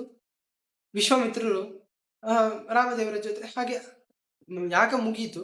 ಮುಗೀತಿದ್ದಾಗೆ ಈಗ ನೋಡಿ, ದುಃಖದ ಪ್ರಸಂಗ ಮುಗೀತು, ಒಳ್ಳೆಯದು ಬರ್ಬೇಕು. ಒಳ್ಳೆಯದು ಬಂತಂತೆ. ಮಿಥಿಲಾ ನಗರದ ರಾಜ ತನ್ನ ಮಗಳ ಮದುವೆಯ ಘೋಷಣೆಯನ್ನು ಮಾಡಿದ್ದಾನೆ. ನನ್ನ ಮಗಳನ್ನು ಮದುವೆ ಮಾಡ್ಲಿಕ್ಕೆ ನಾನು ಇಚ್ಛಿಸ್ತಾ ಇದ್ದೇನೆ, ಸ್ವಯಂವರವನ್ನು ಇಟ್ಟಿದ್ದೇನೆ, ಎಲ್ಲ ಅರಮನೆಗಳ ಎಲ್ಲ ಕಡೆಯ ರಾಜರು ಯಾರ್ಯಾರು ಕನ್ಯೆಯನ್ನು ಬಯಸುವರಿದ್ದೀರಿ ಬನ್ನಿ ಅಂತ ಅಂದು. ಎಲ್ಲ ವಿಘೋಷಿತೋ ದಿಕ್ಷು ವಿದಿಕ್ಷು ಸರ್ವಶಃ, ಎಲ್ಲ ಕಡೆ ವಿದೇಹ ನಗರದ ಅಂದ್ರೆ ಮಿಥಿಲಾ ನಗರ, ಅದನ್ನು ವಿದೇಹ ಅಂತ ಕರೀತಾರೆ. ಆ ನಗರದ ರಾಜ ಜನಕ ಅವನೇನ್ ಮಾಡಿದ್ದಾನೆ, ಎಲ್ಲ ಕಡೆ ಸಾರಿದ್ದಾನೆ, ನನ್ನ ಮಗಳ ಸ್ವಯಂವರ ಇಟ್ಟಿದ್ದಾನೆ ವಿವಾಹಕ್ಕೋಸ್ಕರ ಬನ್ನಿ ಅಂತ ಕರೆದಿದ್ದಾನೆ. ಋಷಿಗಳು ಇಬ್ಬರು ಯುವಕರಿದ್ದಾರೆ, ಯೋಗ್ಯರಿದ್ದಾರೆ, ಇವ್ರು ಯಾಕೆ ಹೋಗ್ಬಾರ್ದು, ಕರೆದುಕೊಂಡು ಹೋಗ್ತೇನೆ ಅಂತ ತಮಗೆ ಆಮಂತ್ರಣ ಬಂತು. ನನ್ನ ಹತ್ರ ಇರುವ ಮದುವೆಗೆ ಯೋಗ್ಯರಾದ ವರರು ಇಬ್ಬರಿದ್ದಾರೆ, ಕರೆದುಕೊಂಡು ಹೋಗೋಣ ಅಂತ ಹೇಳಿ ರಾಮಲಕ್ಷ್ಮಣನನ್ನು ಕರೆದುಕೊಂಡು ಹೋಗ್ತಾ ಇದ್ದಾರೆ. ಅಲ್ಲಿಗೆ ಹೋಗ್ತಾ ದಾರಿಯಲ್ಲಿ ಏನಾಯ್ತು ಅಂತಂದ್ರೆ, ಸುಮ್ಮನೆ ಹೋಗೋದಲ್ಲ, ಕಾಡಲ್ಲಿ ನಡ್ಕೊಂಡು ಹೋಗ್ತಾ ಇದ್ದಾರೆ. ಗೌತಮರ ಆಶ್ರಮ ಬಂತು. ಅಲ್ಲಿ ಒಂದು ಶಿಲೆ ನೋಡಿದ್ದು. ರಾಮ ನೋಡಿದ ಸ್ವದರ್ಶನಾತ್ ಮಾನುಷತಾಂ ಉಪೇತಾಂ ಅಂತ ಹೇಳ್ತಾರೆ ಮಧ್ವರು. ಇಲ್ಲಿ ನೋಡಿ ಒಂದು ನಿರ್ಣಯ ಸಿಕ್ಕಂತಾಯ್ತು. ಅಲ್ಲಿ ವಾಲ್ಮೀಕಿ ರಾಮಾಯಣದಲ್ಲಿ ಪಾದಪಂಕಜ ಸಂಸ್ಪರ್ಶ ಪ್ರಸಂಗ ಏನು ಅಂತಂದ್ರೆ ನೋಡಿ, ದೇವರೇನ್ ಮಾಡ್ತಾನೆ ಅಂದ್ರೆ ನಮ್ಮ ಪುಣ್ಯ ಅತಿ ಆಯ್ತಂದ್ರೂ ಅದನ್ನ ಕ್ಷಯ ಮಾಡ್ಲಿಕ್ಕೆ ಏನಾದ್ರು ಒಂದು ಮಾಡ್ತಾನೆ. ಆಯ್ತು ಪುಣ್ಯ ಕಡಿಮೆ ಆಯ್ತು ಅಂದ್ರೆ ಅದಕ್ಕೆ ಬೇಕಾದಂತೆ ಸಾಧನೆಯನ್ನೂ ಮಾಡಿಸ್ತಾನೆ. ಹಾಗೆ ಅತಿಯಾದ ಸಾಧನೆಯನ್ನು ಮಾಡಿದಂತ ಗೌತಮ ಅಹಲ್ಯರು ನೋಡಿ ಪತಿವ್ರತೆ ಅಂತ ಅಂದ ಕೂಡಲೇ ಮೊದಲೇ ಹೆಸರು ಬರುವುದೇ ಅಹಲ್ಯ. ಅಹಲ್ಯ, ದ್ರೌಪದಿ, ಸೀತಾ ಮೊದಲು ಬರುವ ಹೆಸರೇ ಅಹಲ್ಯದು. ಅಷ್ಟು ತಪಸ್ವಿ ಉಳಿದು ಅವರ ಅವಳ ಗಂಡ ಯಾರು? ಸಾಧಾರಣ ಅಲ್ಲ, ಗೌತಮ ಋಷಿಗಳು. ಎಷ್ಟು ತಪಸ್ಸು ನೋಡಿ. ದ್ವಾಪರದಲ್ಲಿ ಒಬ್ಬ ಮುನಿಪ ಮುನಿಶ್ರೇಷ್ಠ ಕೋಪ ಮಾಡಿಕೊಂಡಿದ್ದು, ಕೋಪದಿಂದಲೇ ಕೊಟ್ಟ ಶಾಪ ಏನಾಯ್ತು? ಜ್ಞಾನವು ಎಲ್ಲ ಜಗತ್ತಲ್ಲಿ ಇದ್ದವರು ಎಲ್ಲರ ಜ್ಞಾನವು ಮರ್ತೋಯ್ತು ಎಲ್ಲರಿಗೂ. ಎಷ್ಟು ತಪಸ್ಸು ಅಲ್ಲಿ ನೋಡಿ, ಅಲ್ಲಿಯೂ ಕ್ಷಯ ಮಾಡಿಸಿದ ದೇವರು. ಇಲ್ಲಿಯೂ ಅಷ್ಟೇ ಕ್ಷಯ ಮಾಡುವ ಪ್ರಸಂಗ ನೋಡಿ. ಅಷ್ಟರಲ್ಲೇ ಅಷ್ಟು ಸಾಧನೆ. ರಾಮಾವತಾರ ನಂತರ ಕೃಷ್ಣಾವತಾರ, ಆ ಮಧ್ಯದಲ್ಲಿ ಇಷ್ಟು ಸಾಧನೆ ಮಾಡಿಸಿದ್ದಾನೆ. ಹಾಗಾದ್ರೆ ಇಷ್ಟು ಸಾಧನೆಯನ್ನು ಮಾಡಿಸಿದ್ದಾನೆ, ಅಷ್ಟೇ ಕ್ಷಯಗಳನ್ನು ಅಲ್ಲೆಲ್ಲ ಕ್ಷಯವನ್ನು ಮಾಡಿದ್ದಾನೆ. ಅತಿಯಾದ ಪುಣ್ಯ ಮೋಕ್ಷಕ್ಕೆ ಹೋಗ್ಲಿಕ್ಕೆ ತಡ ಆಗ್ತದೆ. ಆ ಪುಣ್ಯ ಅದನ್ನ ಕ್ಷಯ ಮಾಡಿಸ್ಬೇಕು. ಇಲ್ಲೂ ಅಷ್ಟೇ ಗೌತಮರಿಂದ ಶಾಪವನ್ನು ಕೊಡಿಸ್ಬೇಕು. ಆ ಶಾಪದ ಮೂಲಕ ಗೌತಮರ ಪುಣ್ಯವನ್ನು ಕಡಿಮೆ ಮಾಡಬೇಕಾಗಿದೆ. ಅದಕ್ಕೋಸ್ಕರ ದೇವರು ಏನ್ ಮಾಡಿದ? ಒಂದು ಪ್ರಸಂಗವನ್ನು ಸೃಷ್ಟಿಸಿದ. ಇಂದ್ರನಿಗೆ ಪ್ರೇರಣೆ ಮಾಡಿದ, ಹೋಗಿ ಅಹಲ್ಯೆಯನ್ನ ಬಯಸುವಂತೆ ಮಾಡು. ಅಹಲ್ಯೆ ಎಷ್ಟು ಸುಂದರಿ ಅಂತಂದ್ರೆ ಇಂದ್ರಾದಿ ದೇವತೆಗಳು ಅವಳ ಮದುವೆಗಿಂತ ಮುಂಚೆಯಿಂದ ಬಯಸ್ತಾ ಇದ್ರಂತೆ. ದೇವತೆಗಳು ಅವಳ ಸೌಂದರ್ಯಕ್ಕೆ ಬೇಕು, ಅವಳನ್ನ ನಮ್ಮನ್ನ ಮದುವೆ ಆಗ್ಲಿ ಅಂತ ಬಯಸ್ತಾ ಇದ್ರಂತೆ. ಆದ್ರೆ ಅವರ ತಂದೆ ಅವಳನ್ನ ಋಷಿಗಳಿಗೆ ಮದುವೆ ಮಾಡಿ ಕೊಟ್ಟ, ಗೌತಮರಿಗೆ ಮದುವೆ ಮಾಡಿ ಕೊಟ್ಟ. ಗೌತಮರ ಮದುವೆ ಆದ ನಂತರ ಅವಳ ಋಷಿಗಳಂತೆ ವಾಸ ಮಾಡ್ತಾ ಅವರ ಸೇವೆಯನ್ನು ಮಾಡ್ತಾ ಇದ್ಲು. ಆದ್ರೂ ಇಂದ್ರಾದಿಗಳಿಗೆ ಅಪೇಕ್ಷೆ ಇತ್ತು, ಅವಳ ಜೊತೆ ಇರಬೇಕು ಅಂತ ಅಪೇಕ್ಷೆ ಇತ್ತು ಅಂತಲೂ ಹೇಳ್ತಾರೆ. ಆದ್ರೆ ಆ ಅಪೇಕ್ಷೆ ಯಾಕೆ ಬಂತು ಅಂತಂದ್ರೆ ದೇವರು ಪ್ರೇರಣೆ ಮಾಡಿದ, ಈ ಪ್ರಸಂಗಗಳು ನಡಿಬೇಕಲ್ವಾ. ಅದಕ್ಕೋಸ್ಕರ ದೇವರು ಅವನಿಗೆ ಪ್ರೇರಣೆ ಮಾಡಿದ ಇಂದ್ರನಿಗೆ. ಇಂದ್ರ ಏನ್ ಮಾಡಿದ? ಅಹಲ್ಯೆಗೆ ಗೌತಮರು ಇಲ್ಲದ ಕಾಲದಲ್ಲಿ ಗೌತಮರ ವೇಷದಲ್ಲಿ ಬಂದು ಬಲಾತ್ಕಾರ ಮಾಡಿದ.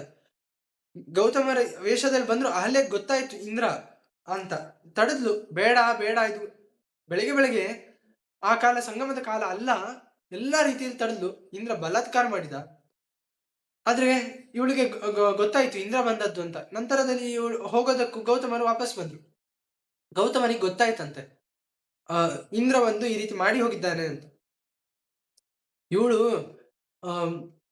ಏನು ಕಲ್ಲಿನಂತೆ ಇರ್ಬೇಕಿತ್ತು, ಗಟ್ಟಿಯಾಗಿರ್ಬೇಕಿತ್ತು. ಅವಳಿಗೆ ಶಕ್ತಿ ಇರ್ಲಿಲ್ಲಲ್ಲ, ಕಲ್ಲಾಗುವಂತ, ಅದಕ್ಕೆ ಕಲ್ಲಿನಂತೆ ಗಟ್ಟಿ ಆಗ್ಬೇಕಲ್ಲ, ಕಲ್ಲಾಗುವಂತ ಶಾಪ ಕೊಟ್ರು. ಈ ಕಡೆ ಗೌತಮರು ಆ ಕಡೆ ಇಂದ್ರನಿಗೆ ಶಾಪ ಕೊಡ್ಬೇಕು. ಏನಂತ ಶಾಪ ಕೊಟ್ರು? ನೀನು ಯಾವ್ದನ್ನ ಅಪೇಕ್ಷಿಸಿ ಬಂದಿ, ಇಲ್ಲಿ ಕಾಮದ ರೀತಿಯಿಂದ ಬಂದಿ, ಯಾವುದಕ್ಕೋಸ್ಕರ ಬಂದಿ ಅದರ ತುಂಬಾ ನಿನ್ನ ಮೈ ಆಗ್ಲಿ ಅಂತ, ಯೋನಿ ಚಿಹ್ನೆ ಉಳ್ಳಂತ ನಿನ್ನ ಮೈ ಆಗ್ಲಿ ಅಂತ ಶಾಪ ಕೊಟ್ರು. ಅದಕ್ಕೋಸ್ಕರ ಆ ಯೋನಿ ಹೇಗಿರ್ತದೆ? ಕಣ್ಣಿನಂತೆ ಇರ್ತದೆ. ಅದಕ್ಕೋಸ್ಕರ ಸಹಸ್ರಾಕ್ಷ ಅಂತ ಇಂದ್ರನಿಗೆ ಹೆಸರು. ಮೈ ತುಂಬಾ ಕಣ್ಣಿನ ಆಕಾರ ಉಳ್ಳವ, ಅದರಿಂದ ಸಹಸ್ರಾಕ್ಷ ಅಂತ ಇಂದ್ರನಿಗೆ ಹೆಸರು. ಹಾಗೆ ಶಾಪವನ್ನು ಕೊಟ್ಟರು ಗೌತಮರು. ಶಾಪವನ್ನು ಕೊಟ್ಟು ಗೌತಮರು ತಮ್ಮ ಪಾಡಿಗೆ ತಾವು ಹೋಗಿದ್ದಾರೆ. ಅಹಲ್ಯೆ ಕ್ಷಮಿಸಿ ಅಂತ, ಇಂದ್ರನು ಕ್ಷಮಿಸಿ ಅಂತ ಕೇಳಿಕೊಂಡ. ಕ್ಷಮಿಸ್ತೇವೆ ಅಂತ ಅಂದ್ರು, ಅಷ್ಟೇ ಅಂದ್ರು. ಅಹಲ್ಯೆಗೂ ಅಷ್ಟೇ ಒಂದು ಅನುಗ್ರಹ ಮಾಡುವ ಕಾಲ ಬರ್ತದೆ ಅಂತ ಅಂದ್ರು. ಏನಾಯ್ತು? ರಾಮದೇವರು ಇವತ್ತು ಬಂದಿದ್ದಾರೆ, ರಾಮದೇವರು ಅನುಗ್ರಹ ಮಾಡುವ ಕಾಲ ಬಂತು ಅಂತ ಗೊತ್ತು. ಯಾರಿಗೆ ಯಾವ ಕಾಲದಲ್ಲಿ ಏನು ಸಿಗ್ಬೇಕು ಅದು ಸಿಗ್ತದೆ, ದೇವರು ಅನುಗ್ರಹಿಸ್ತಾನೆ. ಹಾಗೆ ಈಗಲೂ ಅಷ್ಟೇ ರಾಮದೇವರು ಬಂದಿದ್ದಾರೆ. ಬಂದು ನೋಡಿ, ಗೌತಮರಿಗೆ ಆಗ ಅನುಗ್ರಹ ಬೇಕಿತ್ತು, ಅನುಗ್ರಹ ಅರ್ಥಂ ಅಂತಲೇ ಹೇಳಿದ್ರು. ಅನುಗ್ರಹ ಮಾಡ್ಲಿಕ್ಕೋಸ್ಕರಲೇ ಬಂದ ಅವತಾರ ಇದು. ಅಲ್ಲಿ ಅನುಗ್ರಹ ಮಾಡಿದ್ರು. ನಂತರ ಈಗ ಅಹಲ್ಯನ ಅನುಗ್ರಹ ಮಾಡ್ಬೇಕಾಗಿದೆ, ಬಂದಿದ್ದಾರೆ. ಏನ್ ಮಾಡಿದ್ರು ಅಂದ್ರೆ ಅಹಲ್ಯನು ಕಲ್ಲಾಗಿದ್ದು ನೋಡಿದ್ರು. ಋಷಿಗಳಿಗೆ ವಿಶ್ವಾಮಿತ್ರ ಕೇಳಿದ್ರು, ಯಾರು ಇವಳು, ಏನು ಪ್ರಸಂಗ ಅಂತ. ಋಷಿಗಳು ಹೇಳಿದ್ರು. ಅದಕ್ಕೆ ಮತ್ತೆ ನೋಡಿದ್ರಂತೆ. ನೋಡಿದ ಕೂಡ್ಲೆ ಕನ್ಯೆ ಆದ್ಲಂತೆ. ಅಲ್ಲಿ ವಾಲ್ಮೀಕಿ ರಾಮಾಯಣದಲ್ಲಿ ಹೇಳ್ತಾರೆ, ಪಾದ ಪಂಕಜ ಸಂಸ್ಪರ್ಶಾತ್, ಕಾಲಿನ ಸಂಪರ್ಕದಿಂದ ಅವಳು ಹೆಣ್ಣಾದ್ಲು. ಕಾಲಿನ ಸಂಪರ್ಕದಿಂದ ಹೆಣ್ಣಾದ್ಲು ಅಂತಂದ್ರೆ ಏನು? ರಾಮದೇವರು ನೋಡಿದ್ರಿಂದ ಹೆಣ್ಣಾದ್ರು ಅಂತ ಮಧ್ವರು ಹೇಳ್ತಾರೆ. ಏನರ್ಥ ಅಂತಂದ್ರೆ ನಾವು ಈ ರೀತಿಯಾಗಿ ಚಿಂತಿಸಬಹುದು. ದೇವರ ಎಲ್ಲ ಅವಯವಗಳು ಎಲ್ಲಾ ರೀತಿಯ ಕೆಲಸ ಮಾಡಲಿಕ್ಕೆ ಸಮರ್ಥವು. ಆದ್ರಿಂದ ರಾಮ ಪಾದದಿಂದ ನೋಡಿದ ಅಂತ ಹೇಳುವುದು ಸರಿ, ಕಣ್ಣಿನಿಂದ ನೋಡಿದ ಅಂತ ಹೇಳುವುದು ಸರಿ. ಒಟ್ಟು ರಾಮದೇವರ ದೃಷ್ಟಿ ಬಿತ್ತು ಅವಳು ಕಲ್ಲಿನಿಂದ ಮುಕ್ತಳಾಗಿ ಹೆಣ್ಣಾದ್ಲು. ಹಾಗೆ ರಾಮದೇವರ ದೃಷ್ಟಿನ ನಾವು ನೋಡಿ, ಭಾನುವಾರ ಯಾವುದಕ್ಕೋಸ್ಕರ? ವಿರಾಮಕ್ಕೋಸ್ಕರ, ಅಂದ್ರೆ ವಿಶೇಷವಾಗಿ ರಾಮನ ಚಿಂತನೆಗೋಸ್ಕರ ವಿಶೇಷ ಚಿಂತನೆ ಮಾಡಿದ್ರೆ ಹೇಗೆ ಆ ಕಲ್ಲಿನ ದೇಹ ಬಿಡುಗಡೆ ಆದ್ಲು ಅಹಲ್ಯ, ಹಾಗೆ ನಾವು ಅಷ್ಟೇ ಈ ಸಂಸಾರದಲ್ಲಿ ಸಿಕ್ಕು ಈ ದೇಹ ಇದೆಲ್ಲ, ಈ ಕಲ್ಲು ಅಂದ್ರೆ ಕಲ್ಲಿದು ಒಂದು ರೀತಿ ಬಿಡಿಸ್ಲಿಕ್ಕೆ ನಮ್ಗೆ ಕಷ್ಟ. ಅಂತ ದೇಹದಿಂದ ರಾಮನ ದಿವ್ಯ ದೃಷ್ಟಿ ಬಿದ್ರೆ ಬಿಡುಗಡೆ ಆಗ್ತೇವೆ, ಸಂಸಾರ ಮುಕ್ತರಾಗ್ತೇವೆ ಅಂತ ಒಂದು ಚಿಂತನೆ.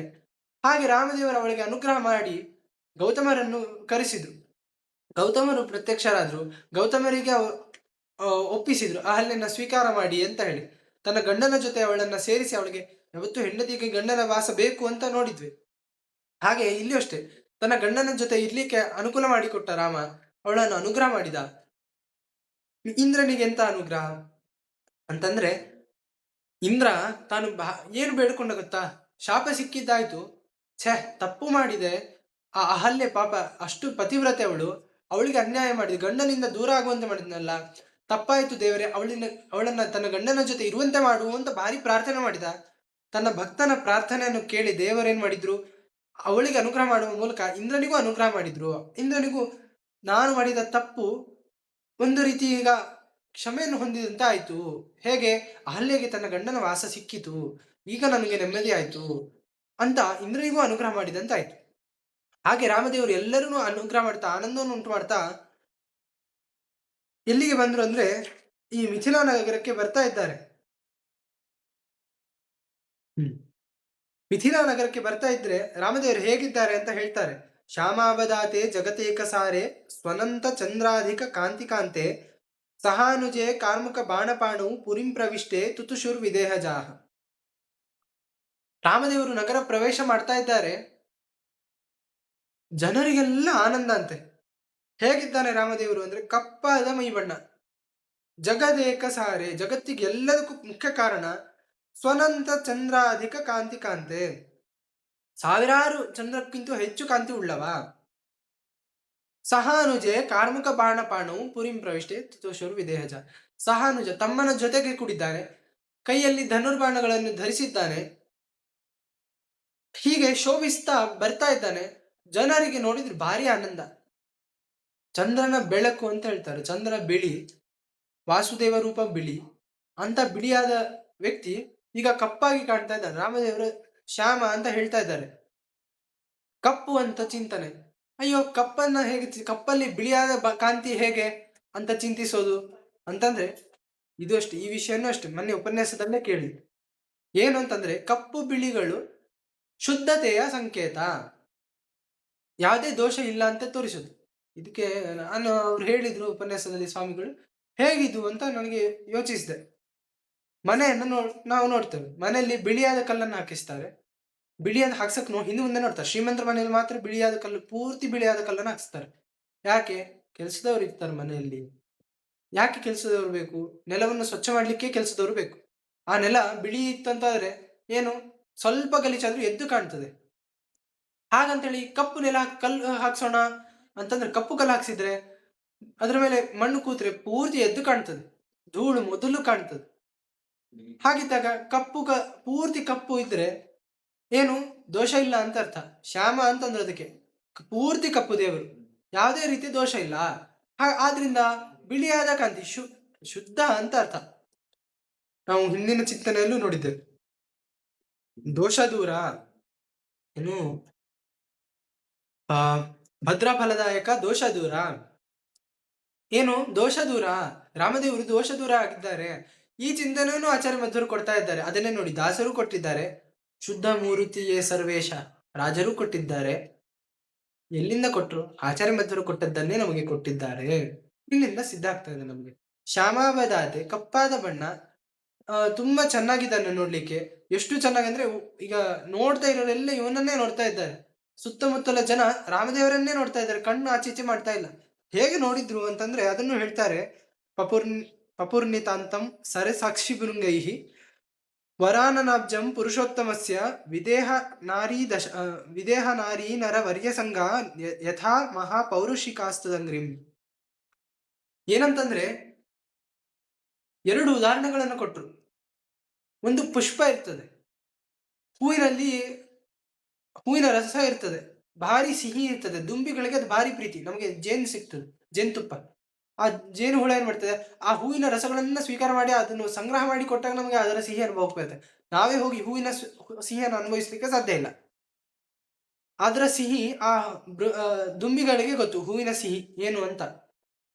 ಹಾಗೆ ದುಂಬಿಗಳು ಹೂವಿನ ರಸದ ಸ್ವಾದವನ್ನು ಅನುಭವಿಸದಂತೆ, ಅದೊಂದು ಉದಾಹರಣೆ ಕೊಡುವುದಂತಾದ್ರೆ, ಹರಿಯ ಭಕ್ತರು ಯಾರಿದ್ದಾರೆ, ಹರಿಯ ಪಾದವನ್ನು ನೋಡಿ ಆನಂದಿಸುವಂತೆ ಎರಡನೇ ಉದಾಹರಣೆ ಕೊಟ್ರು. ಸಾಕ್ಷಾತ್ ಹರಿ ಬಂದ್ರೆ ಅವನ ಮುಖವನ್ನು ನೋಡಿ ಈ ಭಕ್ತರೆಲ್ಲ ಏನ್ ಮಾಡಿದ್ರು, ಆನಂದವನ್ನು ಪಟ್ರು, ಕುಡಿದ್ರು, ರಸವನ್ನು ಕುಡಿದಂತೆ ಆನಂದವನ್ನು ಪಟ್ರು. ರಾಮದೇವರು ಹಾಗಾದ್ರೆ ಏನು, ಎಲ್ಲರಿಗೂ ನೋಡಿ ಆನಂದದ ರೂಪ. ಯಾವಾಗ್ಲೂ ಆನಂದಮಯ ಅಂತ ನೋಡಿ ಹಿಂದಿನ 2 ಚಿಂತನೆಗಳಲ್ಲಿಯೂ ಬಂತು, ಈ ಬಾರಿಯೂ ಬರ್ತಿದೆ.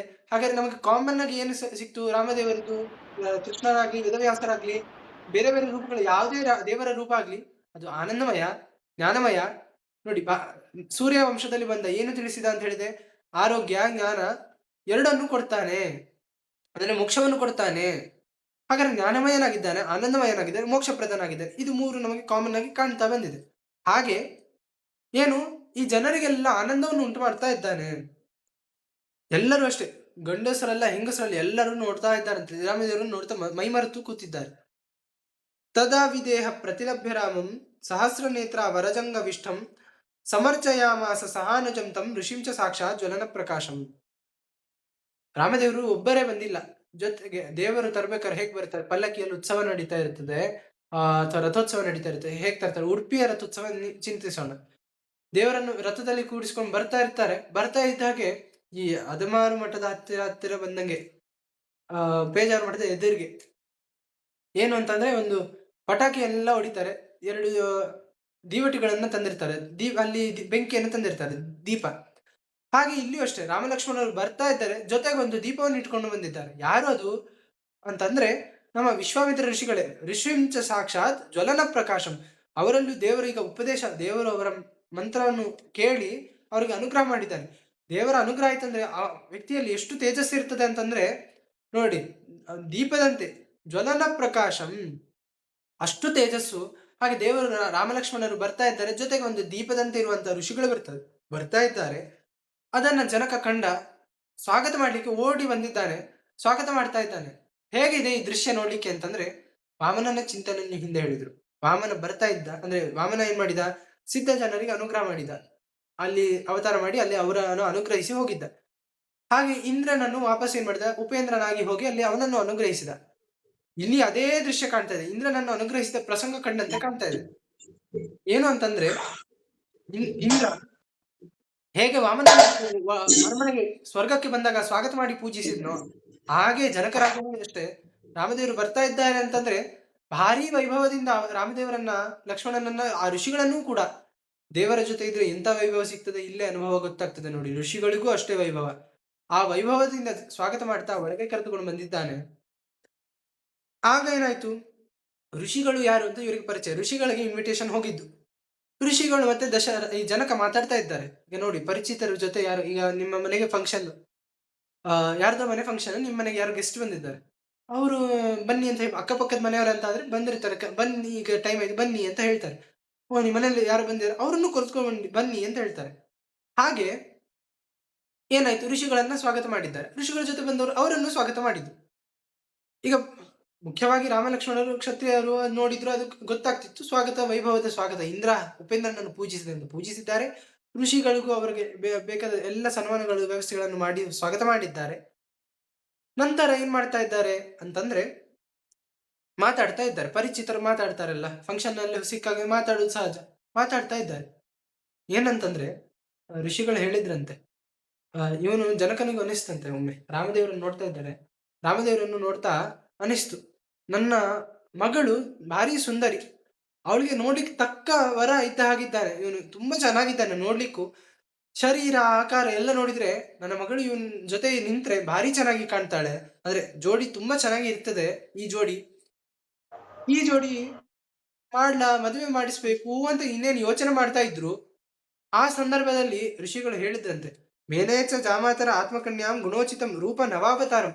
ನೋಡ್ಲಿಕ್ಕೂ ಯವನದ ರೂಪ ರಾಮನದು. ಇದನ್ನು ಯೋಚನೆ ಮಾಡುತ್ತಿದ್ದ ಹಾಗೆ ಋಷಿಗಳು ಹೇಳಿದ್ರು, ಉವಾಚ ಚಾಸ್ಮ ಋಷಿ ರುಗ್ರತೇಜ ಪುರುಷ್ವ ಜಾಮಾತರಂ ಏನಂ ಆಶ್ವೀತಿ. ಬೇಗನೆ ಅಳಿಯ ಮಾಡ್ಕೋ, ಭಾರಿ ಯೋಗ್ಯ ಹುಡುಗ ಇವನು, ಇವನನ್ನು ನಿನ್ನ ಮಗಳನ್ನು ಕೊಟ್ಟು ಮದುವೆ ಮಾಡು ಅಂತ ಹೇಳಿದ್ರು. ಆಗ ಜನಕ ಹೇಳ್ತಾ ಇದ್ದಾನೆ, ಸ ಆಹ ಚೈನಂ ಪರಮಂ ವಚಸ್ತೆ. ನಿಮ್ಮ ಮಾತು, ಋಷಿಗಳ ಮಾತು ಇಂಥ ಶ್ರೇಷ್ಠವಾದ ಮಾತು, ನಿಮ್ಮ ಅಪ್ಪಣೆಯನ್ನು ನಾನು ಆಜ್ಞೆಯನ್ನು ಮೀರ್ಲಿಕ್ಕೆ ಇಚ್ಛೆ ಪಡುವುದಿಲ್ಲ. ರಾಮನಿಗೆ ಕೊಟ್ಟು ಮದುವೆ ಮಾಡೋಕೆ ಅದೇ ಯೋಚನೆ ಮಾಡ್ತಾ ಇದ್ದೆ, ನಮ್ಗೆ ನಾವು ಹೇಳ್ತೇವೆ, "ಏನ್ ಯೋಚಿಸ್ತಿದ್ದೆ ಅದನ್ನೇ ಹೇಳ್ದಿ. ಮನ್ಸಲ್ಲಿದ್ದದ್ದು ನೀನೇ ಹೇಳ್ಬಿಟ್ಟಿ. ಬಾಯಿಗೆ ಹೇಳಿದಿ ನೀನು" ಅಂತ ಹೇಳ್ತೇವಲ್ಲ. ಹಾಗೆ ಆಯ್ತು ಇಲ್ಲಿ. ನನ್ನ ಮನಸ್ಸಲ್ಲಿ ಇದ್ದದನ್ನು ನೀವು ಹೇಳ್ಬಿಟ್ರಿ ಋಷಿಗಳೇ ಅಂತ ಹೇಳಿದ್ದು. ಸರಿ ಹಾಗಾದ್ರೆ ಮಾಡಿಕೋ. ಆದ್ರೆ ನಾನೊಂದು ಕಂಡೀಷನ್ ಹಾಕೊಂಡಿದ್ದೇನೆ. ಏನು ಅಂತಂದ್ರೆ, ಹಿಂದೆ ನಾನೊಂದು ತಪಸ್ಸು ಮಾಡಿದ್ದೆ. ಭಾರಿ ತಪಸ್ಸು ಮಾಡಿದಾಗ ರುದ್ರದೇವರು ಒಲಿದ್ರು. ಅವರು ತಮ್ಮ ಧನಸ್ಸನ್ನು ಅನುಗ್ರಹ ಮಾಡಿದ್ರು. ಪಿನಾಕ ಅಂತ ಧನಸ್ಸು. ಪಿನಾಕಿ ಅಂತ ಅದಕ್ಕೆ ಹೆಸರು ರುದ್ರ. ಪಿನಾಕ ಉಳ್ಳವ ಪಿನಾಕಿ. ರುದ್ರದೇವರು ಬಂದು ನಮಗೆ ಆ ಧನಸ್ಸನ್ನು ಕೊಟ್ಟಿದ್ದಾರೆ. ಆ ಧನಸ್ಸು ಎಂತದ್ದು ಅಂತಂದ್ರೆ ಅದನ್ನು ಹೇಳ್ತಾರೆ ನೋಡಿ. ತಪೋಮಯ ಚೀರ್ಣ ಉಮಾಪತೆ ಪುರ ವರಾಯುಧ ವಾಪ್ತಿ ಧೃತೇನ ಚೇತಸ ಸಮಯ ದದೌ ದಿವ್ಯಮಿದಂ ಧನುಸ್ತದ ಕಥಂಚನಾಚಾಲ್ಯ ಮೃತೆ ಪಿನಾಕಿನಂ. ಆ ಧನಸ್ಸು ಹೇಗಂತಂದ್ರೆ ದಿವ್ಯವಾದದ್ದು. ದಿವ್ಯ ಅಂದ್ರೆ ಏನು? ದೇವ ಸಂಬಂಧಿ, ದೇವತೆಗಳಿಗೆ ಸಂಬಂಧಪಟ್ಟಿದ್ದು, ರುದ್ರದೇವರಿಗೆ ಸಂಬಂಧಪಟ್ಟಿದ್ದು. ಯಾರಿಂದಲೂ ಅಲ್ಲಾಡಿಸ್ಲಿಕ್ಕೆ ಬರ್ದೇ ಇರೋದು. ನಚಾಲ್ಯಂ, ಅದೇನು ಮಾಡಿದ್ರು ಕಥಂಚನ, ಏನ್ ಮಾಡಿದ್ರು ಅಲ್ಲಾಡಿಸ್ಲಿಕ್ಕೆ ಆಗುದಿಲ್ಲ ಅಂತ ಧನಸ್ಸದು. ಅದು ರುದ್ರದೇವರು ನನಗೆ ಅನುಗ್ರಹ ಮಾಡಿದ್ದಾರೆ. ದೇವ ದೈತ್ಯೋರ್ಗ ದೇವಗಾಯಕಾಹ ಅಲಂ ಧನುಷ್ ಚಾಲಯಿತುಂ ಸವಾಸವಾಹ ಕುತೋ ನರಾಸ್ತದ್ವರತೋ ಹಿ ಕಿಂಕರ ಸಹಾನ ಸಹಾನ ಸೈವ ಅತ್ರ ಕೃಷಂತಿ ಕೃಚ್ಛತಃ.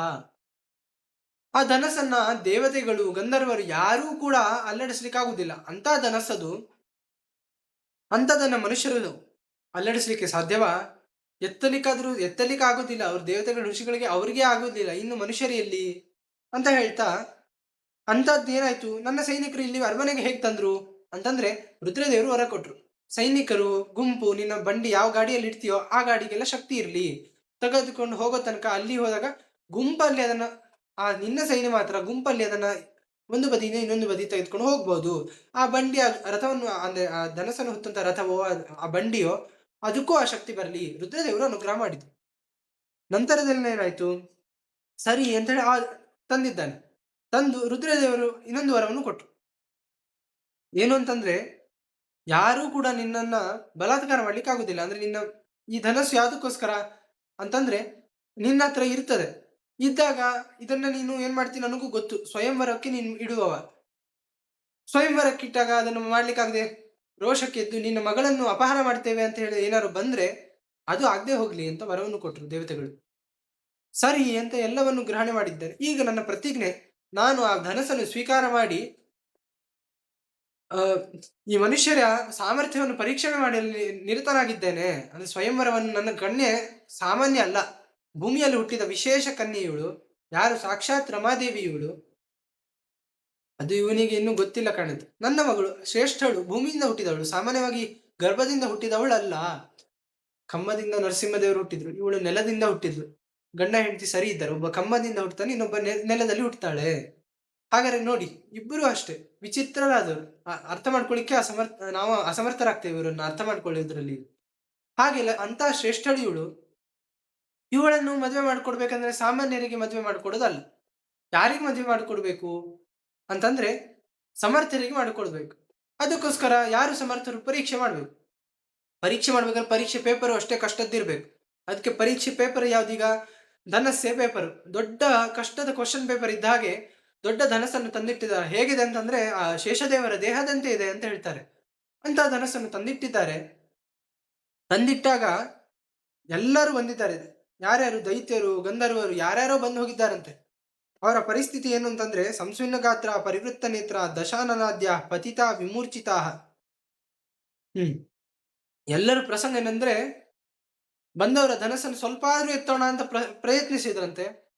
ಕಣ್ಣು ತಿರುಗಿ ಹೋಯ್ತಂತೆ, ತಲೆ ಸುತ್ತಿ ಬಿದ್ದಿದ್ದಾರೆ, ಮೈ ತುಂಬಾ ಬೆವ್ತು ಹೋಗಿದ್ದಾರೆ. ಸಂಸ್ವಿನ್ನ ಗಾತ್ರ, ಮೈ ತುಂಬಾ ಬೆವರು, ತಲೆ ಸುತ್ತು ಬಿದ್ದಿದ್ದಾರೆ. ಏನು ಮಾಡಿದ್ರು ಅಲ್ಲಾಡಿಸ್ಲಿಕ್ಕೆ ಆಗ್ಲಿಲ್ಲ ಧನಸ್ಸನ್ನ ಇದ್ದ ಜಾಗದಿಂದ. ಆಯ್ತು, ಬಲಾತ್ಕಾರ ಮಾಡೋಣ, ಬಲಾತ್ಕಾರದಿಂದ ಸೀತೆಯನ್ನು ಎತ್ಕೊಂಡು ಹೋಗೋಣ, ವರ ಇದೆ, ಆಗುದಿಲ್ಲ. ಹಾಗಿದ್ರು ಏನಾಯ್ತು ಅಂತಂದ್ರೆ, ಹೀಗೆ ನನ್ನ ವರ ಇದೆ, ಈ ವರ ನನ್ನ ಪ್ರತಿಜ್ಞೆ ಇದೆ. ಈಗ ಆ ಪ್ರತಿಜ್ಞೆಯನ್ನು ಯಾರು ಪೂರಿಸ್ತಾರೆ? ಋಣೋಮಿ ಕನ್ಯಾಂ ತಥೋ ಮಮಾಯಂ ಪರಿಪೂರ್ಯ ಮಾನಸಂ ಋಣೋತು ಕನ್ಯಾಂ ಅಯಮೇವ ಮೇರ್ತಿತಃ. ಏನಂದ್ರೆ ಯಾರು ಈ ವರವನ್ನು ಪೂರೈಸ್ತಾರೋ, ಅಂದ್ರೆ ನನ್ನ ನಿಯಮವನ್ನು ಪೂರೈಸ್ತಾರೋ, ಈ ಪರೀಕ್ಷೆಯನ್ನು ಯಾರು ಪಾಸ್ ಆಗ್ತಾರೋ ಅವರಿಗೆ ನನ್ನ ಮಗಳನ್ನು ಕೊಡ್ತೇನೆ. ಸರಿ, ರಾಮದೇವರು ಪ್ರಯತ್ನಿಸಲಿ ಅಂತ ಹೇಳಿ ಋಷಿಗಳು ಅಂದ್ರು. ಅಂದಾಗ ಧನಸ್ಸನ್ನು ತರ್ರಿ ಅಂತ ಹೇಳಿ ರಾಜನು ಅಷ್ಟೇ ಆಜ್ಞೆ ಮಾಡಿದ. ಧನಸ್ಸನ್ನು ತಂದಿದ್ದಾರೆ. ಹೇಗಿದೆ ಅಂತ ಅಲ್ಲಿ ಹೇಳ್ತಾರೆ. ಅನಂತ ಭೋಗೋಪಮಂ. ಅನಂತ ಭೋಗ ಅಂದ್ರೆ ಶೇಷದೇವರು. ಅವರ ಶರೀರ ಇದ್ದಂತೆ ಇದೆ, ಅಷ್ಟು ದೊಡ್ಡದು ಅಂತ ಧನಸ್ಸನ್ನು ತಂದಿದ್ದಾರೆ. ರಾಮದೇವರ ಮುಂದೆ ಇಟ್ಟಿದ್ದಾರೆ. ರಾಮ ಹೋಗು ಅಂತ ಋಷಿಗಳು ಅಪ್ಪಣೆ ಕೊಟ್ಟಿದ್ದಾರೆ. ಆಯ್ತು ಅಂತ ಹೋದ ರಾಮ. ಸಮೀಕ್ಷ ತದ್ವಾಮಕರೇಣ ರಾಘವ ಸಲೀಲಂ ಉದ್ಧತ್ಯ ಹಸನ್ನ ಪೂರಯೇತ್. ರಾಮದೇವ್ರು ಏನ್ ಮಾಡಿದ್ರು ಅಂದ್ರೆ ಹೋದ್ರು. ಸೀರಿಯಲ್ ಅಲ್ಲಿ ನೋಡ್ತೇವೆ ಕೈ ಮುಗಿದು ಅದನ್ನ ಎತ್ತೋದಂತೆ, ಅದು ಶಿವ ಸರ್ವೋತ್ತಮ ಹೇಳ್ತಾ ಇದ್ದಂತೆ ಕಾಣ್ತದೆ. ಹಾಗಲ್ಲ ರಾಮದೇವರು ಮಾಡಿದ್ದು. ನಾವು ಬಲಗೈ ಅಂತ ಕರಿತೇವೆ. ಹೆಚ್ಚು ಬಲಗೈಯಲ್ಲಿ ಇರ್ತದೆ ನಮಗೆ. ಎಡಗೈ ಸರಿಯಾಗಿ ಇರುವುದಿಲ್ಲ, ಎಡವಟ್ಟನ್ನೇ ಮಾಡ್ತದೆ, ನೆಟ್ಟಗೆ ಹಿಡಿಲಿಕ್ಕೆ ಬರುವುದಿಲ್ಲ. ಅದಕ್ಕೆ ಜಾಸ್ತಿ ಕೆಲಸಗಳನ್ನು ಅದಕ್ಕೆ ನೀವು ಬಲಗೈಯಲ್ಲಿ ಬರೆಯುವರಂತಾದ್ರೆ ಎಡಗೈಯಲ್ಲಿ ಪೆನ್ ಕೊಟ್ಟು ನೋಡಿ, ಗೊತ್ತಾಗ್ತದೆ, ಬರೀಲಿಕ್ಕೆ ಬರುದಿಲ್ಲ. ಹಾಗಿದ್ರು ನೋಡಿ, ಅಂದ್ರೆ ಸುಲಭವಾಗಿ ಪೆನ್ ಹಿಡಿಯೋ ಕೆಲಸ ಅಂತ ಆದ್ರೆ ಈಗ ಈ ಕೈಯಲ್ಲಿ ಪೆನ್ ಇರ್ತದೆ, ಎಡಕ್ಕೆ ಕೊಟ್ಟು ಪೆನ್ ಅನ್ನ ಹಿಡಿಯೋದು ಅಂತ ಆಯ್ತು. ಹಿಡಿಯೋ ಕೆಲಸ ಸುಲಭ. ಹಾಗೆ ರಾಮದೇವರು ಏನ್ ಮಾಡಿದ್ರು, ಸಲೀಲ ಮುದ್ರತೆ ಹೇಗೆ ವಾಮಕರೇಣ ಎಡಗೈಯಿಂದ ಸುಲಭವಾಗಿ ಆ ಧನಸ್ಸನ್ನು ಎತ್ತಿದ್ರು. ಯಾವ ನಮಸ್ಕಾರ ಇಲ್ಲ. ಯಾರಿಗೆ ನಮಸ್ಕಾರ ಮಾಡ್ಬೇಕು? ಮಾಡಿದ್ರೆ ತನಗೆ ತಾನು ಮಾಡ್ಕೊಳ್ಳುದು. ಅಹಂ ಬ್ರಹ್ಮಾಸ್ಮಿ ಅಂತ ಅವನೇ ಹೇಳ್ಬೇಕು ಬಿಟ್ರೆ. ತಾನೇನ್ ಮಾಡಿದ, ಆ ಧನಸ್ಸನ್ನು ತಾನು ಎತ್ತಿದ, ಎಡಗೈಯಿಂದ ಎತ್ತಿದ್ದಾನೆ. ಕಷ್ಟ ಆಯ್ತಾ, ಅವರೆಲ್ಲ ಸಂಸ್ವಿನ ಗಾತ್ರ, ಮೈಯೆಲ್ಲ ಬೆವ್ತೋಯ್ತು, ತಲೆ ಸುತ್ತೋಯ್ತು, ಕಣ್ಣುಗಳನ್ನು ಎಲ್ಲ ಗುಡ್ಡೆ ತಿರುಗೋಗಿದೆ. ಹಾಗಾಯ್ತ ರಾಮದೇವರಿಗೆ. ನಗ್ತಾ ಎತ್ತಿದ್ದಾರೆ.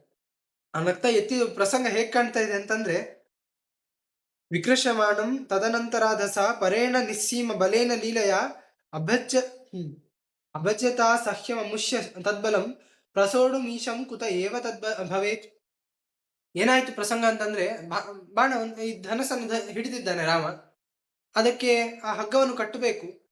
ಕಟ್ತಾ ಹೀಗೆ ಪ್ರಯತ್ನಿಸಿದ. ಇದಕ್ಕೆ ಉದಾಹರಣೆ ಕೊಡುದಾದ್ರೆ, ಒಂದು ಮಗು ಆಟ ಆಡ್ತಾ ಇರ್ತದೆ. ಆಟ ಆಡ್ತಾ ಏನ್ ಮಾಡ್ತದೆ, ಇರುವೆಗಳು ಹೋಗ್ತಾ ಇದ್ರೆ ಅದಕ್ಕೆ ಏನು ಅಂತ ಗೊತ್ತಿಲ್ಲ, ಅದ್ರ ಮೇಲೆ ತನ್ನ ಬೆರಳನ್ನು ಇಟ್ಟು ಬಿಡ್ತದೆ. ಇಟ್ಟಾಗ ಇರುವೆ ಸತ್ತೋಗ್ತದೆ. ಅದಕ್ಕೆ ಈ ಮಗು ಚಿಕ್ಕದಾದ್ರೂ ಅದರ ಶಕ್ತಿಯನ್ನು ತಡ್ಕೊಳ್ಳೋ ಸಾಮರ್ಥ್ಯ ಇರುವೆಗಿಲ್ಲ. ಹಾಗೆ ಅನಂತ ಶಕ್ತಿ ಉಳ್ಳಂತ ನಮ್ಮ ಮಗು ಅಂದ್ರೆ ಈ ರಾಮದೇವರು. ಆ ಎಲ್ಲ ಜಗತ್ತಿನ ಶಕ್ತಿ ಉಳ್ಳವರು, ಅನಂತ ಶಕ್ತಿ ದೇವರು. ಆ ಶಕ್ತಿ ಜಗತ್ತಿಗೆಲ್ಲ, ಸೂರ್ಯನಿಗೂ ನಮಗೆ ಆರೋಗ್ಯ ಕೊಡುವಂತ ಶಕ್ತಿ ಇತ್ಯಾದಿ ಶಕ್ತಿಗಳನ್ನ ಕೊಡುವ ಸಾಮರ್ಥ್ಯವನ್ನು ಕೊಟ್ಟಂತವರು ಅಂತ ರಾಮದೇವರು. ಆ ರುದ್ರದೇವರ ಧನಸ್ಸು ಚಿಕ್ಕ ಧನಸ್ಸು, ಅದು ಇವರ ಮುಂದೆ ಏನೂ ಅಲ್ಲ. ಅಂತ ಧನಸ್ಸನ್ನ ಹಿಡಿದು ಕಟ್ಟಲಿಕ್ಕೆ ಹೋದ್ರೆ ಅಷ್ಟು ಶಕ್ತಿಯನ್ನ ಆ ಧನಸ್ಸು ತಡಿಬಲ್ಲ? ಇಲ್ಲ. ಆದ್ರಿಂದ ಆ ಧನಸ್ಸು ಮುರಿದೋಯ್ತು. ಮುರಿದಾಗ ರಾಮದೇವರು ಮೇಲ್ಬದಿಯನ್ನು ಹಿಡಿದಿದ್ರು. ಕಟ್ಲಿಕ್ಕೋಸ್ಕರ ಕಳಬದಿಯಿಂದ ಹೀಗೆ ಹಗ್ಗವನ್ನು ಎತ್ತಿದ್ರು. ಆ ಬಲವನ್ನು ತಡೆಯದೆ ಆ ಧನಸ್ಸು ಮುರಿದೋಯ್ತು. ರಾಮದೇವರು ಹೇಗ್ ಕಾಣ್ತಾ ಇದ್ದಾರಂದ್ರೆ, ಮಧ್ಯತಸ್ತಾತ್ ಪ್ರವಿಭಜ್ಯ ಲೀಲಯ ಯಥೇಕ್ಷು ದಂಡಂ ಶತಮನ್ಯು ಕುಂಜರಃ ವಿಲೋಕಯನ್ ವಕ್ತೃಂ ಋಷೇರ್ ಅವಸ್ಥಿತ ಸಲಕ್ಷ್ಮಣ ಪೂರ್ಣ ತನುರ್ಯಥಾ ಶಶಿ. ಏನಾಯ್ತು ಅಂತಂದ್ರೆ, ರಾಮದೇವರು ಆ ಧನಸ್ಸಿನ ಮುರಿದ ಮೇಲ್ಬದಿಯನ್ನು ಹಿಡಿದಿದ್ದಾರೆ. ಅದು ಮುರಿದೋಯ್ತು ಅಂದಾಗ ಮಗು ಏನ್ ಮಾಡ್ತದೆ, ಏನೋ ಒಂದು ತಪ್ಪಿ ಮುರಿದಾಕ್ದಾಗ ಸುತ್ತಲಿದ್ದವರ ಮುಖವನ್ನು ನೋಡ್ತದೆ. ಅದಕ್ಕೆ ಏನೋ ಅರ್ಥ ಆಗಲ್ಲ, ನಗ್ತದೆ. ಹಾಗಲ್ಲ. ಈಗ ಇನ್ನೊಂದನ್ನು ಚಿಂತಿಸೋಣ. ಕಾಂಪಿಟೇಷನ್ ಅಂತ ಇಟ್ಕೊಳ್ಳೋಣ. ಕಾಂಪಿಟೇಷನ್ ಅಲ್ಲಿ ಗೆದ್ವಿ ಅಂತ ಆದ್ರೆ ನಾವೇನ್ ಮಾಡ್ತೇವೆ, ಮೊದಲು ಸ್ಟೇಜ್ ಮೇಲೆ ಪ್ರೈಸ್ ಕೊಡ್ಲಿಕ್ಕೆ ಕರೆದ್ರೆ ನಾವೇನ್ ಮಾಡ್ತೇವೆ, ಪ್ರೈಸ್ ತಗೊಂಡ ತಕ್ಷಣ ಯಾರ ಮುಖ ನೋಡ್ತೇವೆ? ಸ್ಟೇಜ್ ಇಂದ ಕೆಳಗೆ ಕೂತ ನಮ್ಮ ಸಂಬಂಧಿಕರು ಯಾರು ಇರ್ತಾರೋ, ಅಮ್ಮ ಅಪ್ಪಂದ್ರು ಬಂದಿದ್ರೆ ಅಮ್ಮ ಅಪ್ಪಂದ್ರ ಮುಖ ನೋಡ್ತೇವೆ, ಗುರುಗಳು ಬಂದಿದ್ರೆ ಗುರುಗಳ ಮುಖವನ್ನು ನೋಡ್ತೇವೆ, ಪರಿಚಿತರು ಗೆಳೆಯರು ಬಂದಿದ್ರೆ ಅವರ ಮುಖವನ್ನು ನೋಡ್ತೇವೆ. ಹಾಗೆ ತಮ್ಮ ಬಂದಿದ್ದಾನೆ, ಗುರುಗಳು ಬಂದಿದ್ದಾರೆ. ಗುರು ಯಾಕೆ ಉಪದೇಶ ಮಾಡಿದಂತೆ ಕಾಣಿಸಿದ್ದಾರೆ ನಮಗೆ. ಈಗ ಗುರುಗಳು ವಿಶ್ವಾಮಿತ್ರರು, ಹೋಗ್ಲಿ, ನಮ್ಮ ಗುರುಗಳು ವಿಶ್ವಾಮಿತ್ರರು ಗಾಯತ್ರಿ ಕೊಟ್ಟವರು. ಆದ್ರಿಂದ ಅಂತ ಗುರುಗಳ ಮುಖವನ್ನು ನೋಡ್ತಾ ಇದ್ದಾರೆ. ರಾಮದೇವರು ಮೇಲ್ಬದಿಯನ್ನು ಹಿಡ್ತಿದ್ದಾರೆ. ಹೇಗ್ ಕಾಣ್ತಿದ್ದಾರೆ? ಯಥೇಕ್ಷು ದಂಡಂ ಅಂದ್ರೆ, ಇಕ್ಷು ಅಂದ್ರೆ ಕಬ್ಬು. ಈ ಆನೆಗಳು ಕಬ್ಬನ್ನು ತಿನ್ನಲು ಬಯಸ್ತವೆ. ಯಾವ್ದೋ ಕಾಡಾನೆ ಬಂದು ಕಬ್ಬನ್ನು ಮುರಿದ್ರೆ ಹೇಗ್ ಕಾಣುತ್ತ, ಹಾಗಲ್ಲ ಕಾಣ್ತಾ ಇರೋದು. ಶತಮನ್ಯು ಕುಂಜರಃ ಇಂದ್ರ. ಶತಮನ್ಯು ಅಂದ್ರೆ ಇಂದ್ರ. ಆ ಇಂದ್ರನಿಗೆ ಸಂಬಂಧಪಟ್ಟ ಆನೆ ಹೇಗಿದೆ? ಐರಾವತ ಆನೆ, ಆ ಶ್ರೇಷ್ಠವಾದ ಆನೆ. ಆ ಆನೆ ಹೇಗೆ ಒಂದು ಕಬ್ಬಿನ ಮೂಲವನ್ನು ಕಿತ್ತಾಕಿ ಹಿಡಿದ್ರೆ ನಿಂತ್ರೆ ಹೇಗ್ ಕಾಣ್ಬೇಕೋ ಹಾಗೆ ಶ್ರೇಷ್ಠವಾದ ಗಜನಂತೆ ಕಾಣ್ತಾ ಇದ್ದಾನೆ ರಾಮದೇವರು. ಆ ಬಾಣವನ್ನು ಮುರಿದ ಧನಸ್ಸನ್ನು ಹಿಡಿದು ನಿಂತಿದ್ದಾರೆ. ಹೀಗ್ ಕಾಣ್ತಾ ಇದ್ದಾರೆ. ಕಣ್ಣು ಮಂದಹಾಸವನ್ನು ಬೀರ್ತಾ ಇದ್ದಾರೆ. ಎಲ್ಲರ ಹತ್ರ ನೋಡ್ತಾ ಮಂದಹಾಸವನ್ನು ಬೀರ್ತಾ ಇದ್ದಾರೆ. ಹೇಗೆ ಪೂರ್ಣ ತನುರ್ ಯಥಾಶಶಿ, ಪೂರ್ಣವಾದ ತನು ಅಂದ್ರೆ ಶರೀರ ಉಳ್ಳವರಾಗಿ ಚಂದ್ರನಂತೆ ನಗ್ತಾ ಇರುವ ಆನಂದವನ್ನು ನೆಮ್ಮದಿಯನ್ನು ಕೊಡ್ತಾ ರಾಮನ ಮುಖ ಧನಸನ್ನು ಮುರಿದ ಧನಸನ್ನು ಹಿಡಿದು ಚಿಂತಿಸಿದ್ರು ಅಷ್ಟು ಆನಂದವನ್ನು ಕೊಡುವಂತೆ ಕಾಣ್ತಾ ಇದ್ದಾನೆ. ಈಗೊಂದು ನೆನಪು ಬಂತು. ಬಾಳೆಗಾರ ಮಠದಲ್ಲಿ ಉರ್ದುವಾಚರಣೆ ಮಾಡ್ಲಿಕ್ಕೆ ಒಂದಿಷ್ಟು ಪ್ರತಿಮೆ ಕೊಟ್ಟಿದ್ರು. ಅದರಲ್ಲಿ ಒಂದರ ಧನಸ್ಸು ಮೇಲ್ಬದಿ ಮಾತ್ರ ಸರಿ ಇತ್ತು, ಕೆಳಗೆ ಒಂದು ಇದಿತ್ತು, ಏನಂತಾರೆ ಅದಕ್ಕೆ ಬೆಳ್ಳಿದು ಸುತ್ತಿದ್ರು. ಆ ಧನಸ್ಸು ಪೂರ್ತಿ ಕಣ್ಣಂತೆ ಕಾಣ್ತಿತ್ತು. ಈಗ ಅಲ್ಲಿ ಚಿಂತನೆ ಮಾಡ್ಲಿಕ್ಕೆ ಅನುಕೂಲ ಆಯ್ತು ನೋಡಿ. ಏನು ಅಂದ್ರೆ ಆ ರಾಮದೇವರು ಏನ್ ಮಾಡಿದ್ದಾರೆ, ಸೀತಾ ಸ್ವಯಂವರ ಧನಸ್ಸು ಮುರಿದು ಹಿಡಿದಿದ್ದಾರೆ. ಚಿಂತಿಸಿ ಭಾರಿ ಚೆನ್ನಾಗಿದೆ ಆ ಮೂರ್ತಿ. ಹಾಗಾಯ್ತು ಇದು. ಅಂತ ರಾಮದೇವರು ಹೇಗ್ ಸೀತೆಯನ್ನು ನೋಡ್ತಾ ಇದ್ದಾರೆ. ಸೀತೆ ಬರ್ತಾ ಇದ್ದಾಳೆ, ಹೇಗಿದ್ದಾಳೆ, ಏನಾಯ್ತು ಅಂತಂದ್ರೆ, ತಮಬ್ಜ ನೇತ್ರಂ ಪೃಥು ತುಂಗ ವಕ್ಷಸಂ ಶ್ಯಾಮಾವದಾತಂ ಚಲ ಕುಂಡಲೋಜ್ವಲಂ ಶಶಕ್ಷ ಶಶಕ್ಷತೋತ್ಥೋಪಮ ಚಂದನೋಕ್ಷಿತಂ ದದರ್ಶ ವಿದ್ಯುತ್ ವಸನಂ ನೃಪಾತ್ಮಜ. ಸೀತೆ ರಾಮನನ್ನು ನೋಡ್ತಾ ಇದ್ದಾಳೆ. ರಾಮದೇವರು ಹೇಗೆ ಕಾಣಿಸ್ತಾ ಇದ್ದಾರೆ ಅಂತಂದ್ರೆ, ಕಣ್ಣಿನಂತೆ ವಿಶಾಲವಾದ ಕಣ್ಣು, ಇದು ಕಮಲದಂತೆ ವಿಶಾಲವಾದ ಕಣ್ಣು, ವಿಶಾಲವಾದ ಎದೆ. ಎದೆ ಯಾಕೆ ವಿಶಾಲ ಗೊತ್ತಾ? ವಿಶಾಲವಾದ ಮನಸ್ಸನ್ನು ಹೊತ್ತಿದೆ. ಎಲ್ಲರನ್ನೂ ಅನುಗ್ರಹ ಮಾಡಬೇಕು, ಎಲ್ಲರನ್ನೂ ಆನಂದ ಪಡಿಸಬೇಕು, ಎಲ್ಲರಿಗೂ ಮೋಕ್ಷ ಕೊಡಬೇಕು ಅಂತಲೇ ಕಾಯ್ತಾ ಇರುವ ರೂಪ ರಾಮದೇವರ ರೂಪ. ಆದ್ರಿಂದ ವಿಶಾಲವಾದ ಮನಸ್ಸನ್ನು ಹೊತ್ತಂತ ಎದೆ, ವಿಶಾಲವಾದ ಎದೆ. ಅದಕ್ಕೋಸ್ಕರ ಚಿಂತನೆಯನ್ನು ಕೊಟ್ಟರು ನಮಗೆ. ಪೃಥು ತುಂಗ ವಕ್ಷಸಂ ಅಂತ ಕಾಣ್ತದೆ. ಅದಕ್ಕೋಸ್ಕರ ವಿಶಾಲವಾದ ಎದೆಯನ್ನು ಚಿಂತಿಸಬೇಕು. ವಿಶಾಲವಾದ ಕಣ್ಣು, ಆ ದಿವ್ಯ ದೃಷ್ಟಿ ನಮ್ಮ ಮೇಲೆ ಬೀಳ್ಬೇಕು ಅಂದ್ರೆ ವಿಶಾಲವಾದ ಕಮಲದ ಅಂತೆ ಅರಳಿದ ಕಮಲದಂತೆ ಕಣ್ಣುಗಳು. ಶ್ಯಾಮಾವದಾತಂ, ಕಪ್ಪಾದಂತ ಮೈ ಬಣ್ಣ, ಕಪ್ಪು ಅಂದ್ರೆ ಶುದ್ಧ ಅಂತ ನಾವು ನೋಡಿದ್ದೇವೆ. ಚಲ ಕುಂಡಲೋಜ್ವಲಂ, ಆ ಕಿವಿಯ ಆಭರಣವನ್ನು ರಾಮದೇವರು ಧರಿಸಿದ್ದಾರೆ, ಜೋತಾಡ್ತಾ ಇವೆ ಅಂತೆ. ಈ ಕಿವಿಯ ಆಭರಣ ಜೋತಾಡೋದು ಅದು ಒಂದು ಅಟ್ರಾಕ್ಷನ್ ಇನ್ನ ಸೆಂಟರ್. ನಮಗೆ ಬೇಗ ಕಣ್ಣನ್ನು ಸೆಳೀತದೆ. ನಮ್ಮ ಮೈ ಮೇಲೆ ಎಲ್ಲಿಯಾದ್ರೂ ಈಗ ಆಕಾಶ ಬುಟ್ಟಿ ಹಾಕ್ತೇವೆ, ಆಕಾಶ ಬುಟ್ಟಿ ಯಾಕೆ ಜೋತು ಬಿಡ್ತೇವೆ, ಜೋತಾಡ್ತಾ ಇದ್ರೆ ಕಣ್ಣು ಬೇಗ ಸೆಳೀತದೆ, ಬಣ್ಣದಿಂದ ನಮಗೆ ಸೆಳೀತದೆ. ಹಾಗೆ ಕಿವಿಯಲ್ಲೂ ಚೆನ್ನಾಗಿರುವ ಆಭರಣವನ್ನು ಹಾಕೊಂಡಿದ್ದಾನೆ. ಹಾಗೆ ಆಭರಣದಿಂದಲೂ ಅಲಂಕೃತ, ಸ್ವಯಂ ಜಗತ್ತಿಗೆ ಆಭರಣ ಅಂತವೈವ. ಅಂತವನ್ನು ನೋಡ್ತಾ ಅವನ ಎದೆ ಹೇಗಿದೆ ಅಂತಂದ್ರೆ, ಈ ಮೊಲದ ರಕ್ತ, ಕೆಂಪಾದ ರಕ್ತ ಅಂತೆ. ನಮ್ಮ ನಿಮ್ಮ ರಕ್ತ ಕೆಂಪಿರ್ತದೆ, ಆದ್ರೆ ಅದಕ್ಕಿಂತಲೂ ಕೆಂಪಾದ ರಕ್ತ ನೋಡ್ಬೇಕು ಅಂತ ಆದ್ರೆ ಈ ಮೊಲಗಳು, ಆ ಮೊಲದ ರಕ್ತ ಹೇಗಿರ್ತದೆ ಅಂದ್ರೆ ಸಿಕ್ಕಾಪಟ್ಟೆ ಕೆಂಪು. ಆ ರಕ್ತದಂತೆ ಕೆಂಪಾದ ರಕ್ತ ಚಂದನನ್ನು ಮೈ ತುಂಬಾ ಮೆತ್ತಿಕೊಂಡಿದ್ದಾನೆ. ಅಂದ್ರೆ ಅಷ್ಟು ಚೆನ್ನಾಗಿ, ಅಷ್ಟು ವೈಭವ ರಾಮದೇವರದ್ದು. ಅಷ್ಟು ಗಂಧವನ್ನು ಮೆತ್ಕೊಂಡಿದ್ದಾರೆ, ಮೈ ತುಂಬಾ ಗಂಧ. ರಕ್ತದಂತೆ ಇದೆ ಅಂತ ಹೇಳಿದ್ದಾರೆ. ರಕ್ತದಂತೆ ಇದೆ ಅಂದ್ರೆ ನಾವು ನೋಡ್ತೇವೆ, ಗಂಧ ಹಚ್ಚಿಕೊಳ್ತೇವೆ ನಾವೆಲ್ಲರೂ. ಹಚ್ಚಿಕೊಂಡ್ರೆ ಈ ರಕ್ತ ಚಂದನದ ಗಂಧವೇ ಇಟ್ಕೊಳ್ಳೋಣ, ಕೆಂಪು. ಹಚ್ಕೊಂಡು ಸ್ವಲ್ಪ ಹೊತ್ತಿಗೆ ಒಣಗೋಗಿರ್ತದೆ, ನಮ್ಮ ಮೈ ಮೇಲೆ ಎಲ್ಲ ಅದು ಹಸಿ ಇರುವುದಿಲ್ಲ. ಆದ್ರೆ ರಾಮದೇವರ ಮೇಲೆ ಹೇಗಿದೆ, ಫ್ರೆಶ್ ಇದೆ. ಈಗ ತಾನೇ ಒಂದು ಮೊಲವನ್ನು ಕಡಿದು ಅದರ ರಕ್ತ ತೆಗೆದ್ರೆ ಹೇಗಿರ್ತದೋ, ಆ ರಕ್ತ ಎಷ್ಟು ಕೆಂಪಿರ್ತದೋ ಆ ರಕ್ತದಂತೆ ಇದೆ. ಇದು ಕ್ಷತ್ರಿಯರಿಗೆ ಎಲ್ಲ ರಕ್ತ ರಕ್ತ ಅಂತ ಹೇಳಿದ್ರೆ ತೊಂದರೆ ಇಲ್ಲ. ರಾಮದೇವರು ಕ್ಷತ್ರಿಯ ಆಗಿ ಬಂದಿದ್ದಾರೆ ಅಂದ್ರೆ ಆ ರಕ್ತ ಅವರು ಮೈ ತುಂಬಾ ಮೆತ್ತಿಕೊಂಡ್ರೆ ಹೇಗಿರ್ತದೋ ಹಾಗೆ ಅಷ್ಟು ರಕ್ತ ಚಂದನವನ್ನು ಮೆತ್ಕೊಂಡಿದ್ದಾರೆ. ಆ ರಕ್ತ ಚಂದ ಹಸಿಯೇ ಇದೆ. ಯಾಕೆ ಅಂತ ಗೊತ್ತಾ? ಶಾಂತ ಮೂರುತಿ ವಿಜಯ ವಿಠಲ ನೋಡಿದ್ದೇವೆ ಹಿಂದೆ. ಶಾಂತನಾದವ ಯಾವಾಗ್ಲೂ ಶಾಂತರಾಗಿದ್ರೆ ಮೈ ತಂಪಾಗಿರ್ತದೆ, ಮನಸ್ಸು ತಂಪಾಗಿರ್ತದೆ. ಆದ್ರೆ ತಂಪಾದ ಮನಸ್ಸು ರಾಮದೇವರದು, ತಂಪಾಗಿ ಇರುವಂತ ರಾಮದೇವರು. ಆದ್ರಿಂದ ಆ ರಕ್ತ ಚಂದನವೂ ಅಷ್ಟೇ ತಂಪಾಗಿ ಹಾಗೆ ಹಸಿಯಾಗಿತ್ತು. ಅಂತ ರಾಮದೇವರು ವಿದ್ಯುತ್ ವಸನಂ, ಮಿಂಚಿನಂತೆ ಹೊಳೆಯುವ ಬಟ್ಟೆ, ಬಂಗಾರದಲ್ಲಿ ಮಾಡಿದಂತ ಬಟ್ಟೆ, ಪೀತಾಂಬರ, ರೇಷ್ಮೆ ಬಟ್ಟೆ ಅಂತ ಹೇಳ್ತಾರೆ. ಅದರ ವೈಭವ ರಾಜರದ್ದು. ಅವರು ಬಂಗಾರದಲ್ಲಿ ಮಾಡಿದಂತ ಬಟ್ಟೆಯನ್ನು ಧರಿಸ್ತಿದ್ರು. ರಾಮದೇವರು ಬಂಗಾರದಲ್ಲಿ ಮಾಡಿದಂತ ಬಟ್ಟೆಯನ್ನು ಧರಿಸಿದ್ದಾರೆ. ಹೇಗೆ ಕಾಣ್ತಿದೆ, ಮಿಂಚಿನಂತೆ. ತಾನೇ ಚಂದ್ರಗಳಿಗಿಂತ ಹೆಚ್ಚು, ಅನಂತ ಚಂದ್ರಗಳಿಗಿಂತ ತಾನೇ ಮಿಂಚು. ತಟಿತ್ ಕೋಟಿ ನಿಭ ಕಾಯ ನೋಡಿ, ಅಲ್ಲಿ ಅಷ್ಟೇ. ತಟಿತ್ ಕೋಟಿ ಅಂದ್ರೆ ಮಿಂಚು, ಸಾವಿರಾರು ಮಿಂಚಿನ ಶರೀರ, ಅಷ್ಟು ಹೊಳಪಿನ ಶರೀರ. ಅವನ ಶರೀರದ ಮೇಲೆ ಇರುವ ಆಭರಣ ಬೇರೆ ಅಲ್ಲ, ಅವನ ಮೇಲೆ ಇರುವ ಬಟ್ಟೆ ಬೇರೆ ಅಲ್ಲ. ಅಷ್ಟು ಚಿಂತನೆಯನ್ನು ಕೊಟ್ಟಿದ್ದಾರೆ ನಮ್ಗೆ ಹಿರಿಯರು. ಹಾಗೆ ತನ್ನ ಚಿಂತನೆಯನ್ನು, ಆ ಬಟ್ಟೆಯೂ ಹಾಗೆ ಇದೆ, ಅಂದ್ರೆ ಅವನೇ, ಅದು ಬೇರೆ ಅಲ್ಲ. ಅದರಿಂದ ಏನು, ಮಿಂಚಿನಂತೆ ಇರುವಂತಹ ಬಟ್ಟೆ. ಅಂತ ಬಟ್ಟೆ ನೋಟ್ಟಂತ ರಾಮನನ್ನು ಸೀತಾದೇವಿ ನೋಡ್ತಾ ಇದ್ದಾಳೆ. ನಂತರ ಸೀತಾದೇವಿ ನೋಡಿ ಏನ್ ಮಾಡಿದ್ಲು, ಅಥೋಕರಾಭ್ಯಾಂ ಪರಿಗೃಹ್ಯ ಮಾಲಾಂ ಆಮ್ಲಾನ ಪದ್ಮಾಂ ಜಲಜಾಯತಾಕ್ಷಿ, ಕಮಲದ ಮಾಲೆ ಹಿಡಿದಂತೆ, ವರಮಾಲೆ ರಾಮದೇವರಿಗೆ ಹಾಕೋಣ ಅಂತ. ಎಂತ ಮಾಲೆ, ಬಾಡಲಿರುವಂತ ಮಾಲೆ, ಅರಳಿದಂತ ಮಾಲೆ. ಅಂತ ಮಾಲೆಯನ್ನು ಧರಿಸಿ ನಾವು ನೋಡ್ತೇವೆ ಈಗಿನ ಮದುವೆಯಲ್ಲಿ ಕಮಲದ ಮಾಲೆ ಹಾಕ್ತಾರೆ, ಮುಚ್ಚೋಗಿರ್ತದೆ. ಅದು ಮುಚ್ಚಿದ ಕಮಲ ಇರ್ತದೆ, ಅರಳಿರಲ್ಲ. ಅದನ್ನು ಹೇಗೋ ಮಾಡಿ ಮಡಚಿ ಅರಳಿದಂತೆ ತೋರಿಸ್ತಾರೆ, ಅದು ಸ್ವಾಭಾವಿಕವಾಗಿ ಅರಳಿರುವುದಿಲ್ಲ. ಆದ್ರೆ ರಾಮದೇವರಿಗೆ ಹಾಕ್ತಿರುವ ಮಾಲೆ, ಸೀತಾದೇವಿ ಹಾಕ್ತಿರುವ ಮಾಲೆ, ಅದು ಅರಳಿರುವ ಮಾಲೆ. ಆ ಮಾಲೆಯನ್ನು ತಂದು ರಾಮದೇವರಿಗೆ ಹಾಕ್ತಾ ಇದ್ದಾಳೆ. ಹೇಗೆ ಅಂದ್ರೆ ಆ ವೈಭವವನ್ನು ಹೇಳ್ತಾರೆ. ಮೆತ್ತಗೆ ಮೆಲ್ಲ ಮೆಲ್ಲನೆ ಹೆಜ್ಜೆ ಇಡ್ತಾ, ಹೆಣ್ಣು ಮಕ್ಕಳು ಹೇಗೆ ಬರ್ಬೇಕು ಆ ವೈಭವವನ್ನು ಹೇಳ್ತಾ, ಆ ಸೀತಾದೇವಿ ಬಂದ್ಲಂತೆ. ಬಂದು ರಾಮದೇವರಿಗೆ ಆ ಮಾಲೆಯನ್ನು ಹಾಕ್ತಾ, ರಾಮನ ಬಾಹುಗಳ ಮೇಲೆ ಹೀಗೆ ಮಾಲೆಯನ್ನು ಇಟ್ಟು ಪಕ್ಕದಲ್ಲಿ ನಿಂತ್ಳು. ನಿಂತಾಗ ಏನಾಯ್ತು? ಜನರಿಗೆಲ್ಲ ನೋಡುವವರಿಗೆಲ್ಲ ಆನಂದ ಅಂತೆ. ತತಃ ಪ್ರಮೋದೋ ನಿತರಾಂ ಜನಾನಾಂ ವಿದೇಹ ಪುರ್ಯಾಂ ಅಭವತ್ ಸಮಂತಾತ್. ಕೂಡಲೇ ಎಲ್ಲರಿಗೂ ರಾಮ ಸೀತೆಯರು ಜೊತೆಗೆ ನಿಂತದ್ದು ನೋಡಿ ಆನಂದ. ಜನಕನಿಗೆ ಚಿಂತನೆ ಮಾಡಿದ್ದಾಗ್ಲೇ ಒಂದು ಆನಂದ ಆಗಿತ್ತು. ಈಗ ನೋಡ್ಲಿಕ್ಕೂ ಸಿಕ್ತು ಅವನಿಗೆ ಆ ವೈಭವ. ಆದ್ರೆ ಚಿಂತನೆ, ನಾವು ದೇವರನ್ನ ಚೆನ್ನಾಗಿ ಚಿಂತನೆ ಮಾಡಿದ್ರೆ ಆ ರೂಪ ನಮಗೆ ಕಾಣ್ತದೆ, ಧ್ಯಾನಕ್ಕೆ ಬೇಗ ಬರ್ತಾನೆ.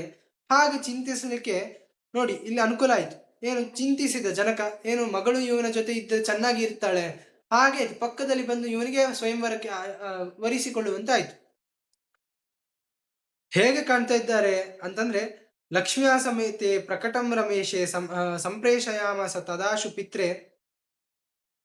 ಏನು ಅಂತಂದ್ರೆ, ಲಕ್ಷ್ಮಿಯ ಸಮೇತೆ ಪ್ರಕಟಂ ರಮೇಶ, ಲಕ್ಷ್ಮೀ ಸಮೇತನಾಗಿ ನಾರಾಯಣ ನಿಂತ್ರೆ ಹೇಗೆ ಕಾಣ್ಬೇಕೋ ಹಾಗೆ ಕಾಣ್ತಾ ಇದ್ದಾನೆ ರಾಮದೇವರು ಸೀತೆ ಜೊತೆ. ಜನರು ಎಲ್ಲ ಆನಂದವನ್ನು ಪಡೆದಿದ್ದಾರೆ. ಹಾಗೆ ಏನಾಯ್ತು ಅಂತಂದ್ರೆ, ಎಲ್ಲ ಇನ್ನು ದೇವತೆಗಳು ಯಾಕೆ ಸ್ವಯಂವರಕ್ಕೆ ಪ್ರಯತ್ನ ಪಡ್ಲಿಲ್ಲ ಅಂತಾನೂ ಹೇಳ್ತಾರೆ ಮಧ್ವರು.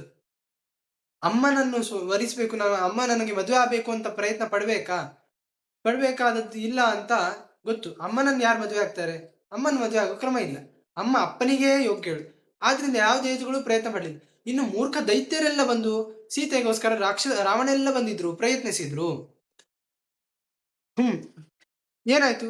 ಈಗ ಮದ್ವೆಯನ್ನ ಆಯ್ತು, ಮದ್ವೆ ಮಾಡುದು ಅಂತ ಆಯ್ತು. ಬರೀ ಅಮ್ಮ ಅಪ್ಪ ಇಲ್ಲದೆ, ರಾಮನ ಅಮ್ಮ ಅಪ್ಪ ಇಲ್ಲದೆ ಇದು ಮದುವೆ ಮಾಡುದು ಅಲ್ಲ, ಅವರನ್ನು ಕರಿಬೇಕು. ಅದಕ್ಕೋಸ್ಕರ ವಿದೇಹ ರಾಜೋ ದಶದಿಗ್ರಥಾಯ ಸತ್ ಹ್ಮ್ ಹ್ಮ್ ಸತನ್ನಿಶಮ್ಯಾಶು ತುತೋಷ ಭೂಮಿಭಃ. ದಶರಥನಿಗೆ ಪತ್ರವನ್ನು ಕಳಿಸಿದ, ನಿಮ್ಮ ಮಗನಿಗೆ ನನ್ನ ಕನ್ಯೆಯನ್ನು ಕೊಡ್ತಾ ಇದ್ದೇನೆ, ಬನ್ನಿ ಬೇಗ ಸ್ವೀಕಾರ ಮಾಡಿ, ನಮ್ಮ ಮನೆಯ ಕನ್ಯೆಯನ್ನು ನಿಮ್ಮ ಮನೆಗೆ ತೆಗೆದುಕೊಂಡು ಹೋಗಿ ಅಂತ ಹೇಳಿದ. ದಶರಥ ಎಲ್ಲ ತನ್ನ ಸೈನ್ಯ, ಮನೆ ಪುರೋಹಿತರು, ವಶಿಷ್ಠರನ್ನು ಮುಂದಿಟ್ಕೊಂಡು ಎಲ್ಲರೂ ಹೋಗಿದ್ದಾರೆ ರಾಮದೇವರ ಮನೆ, ಈ ರಾಮದೇವರು ಇದ್ದಲ್ಲಿಗೆ ವಿದೇಹ ನಗರಕ್ಕೆ.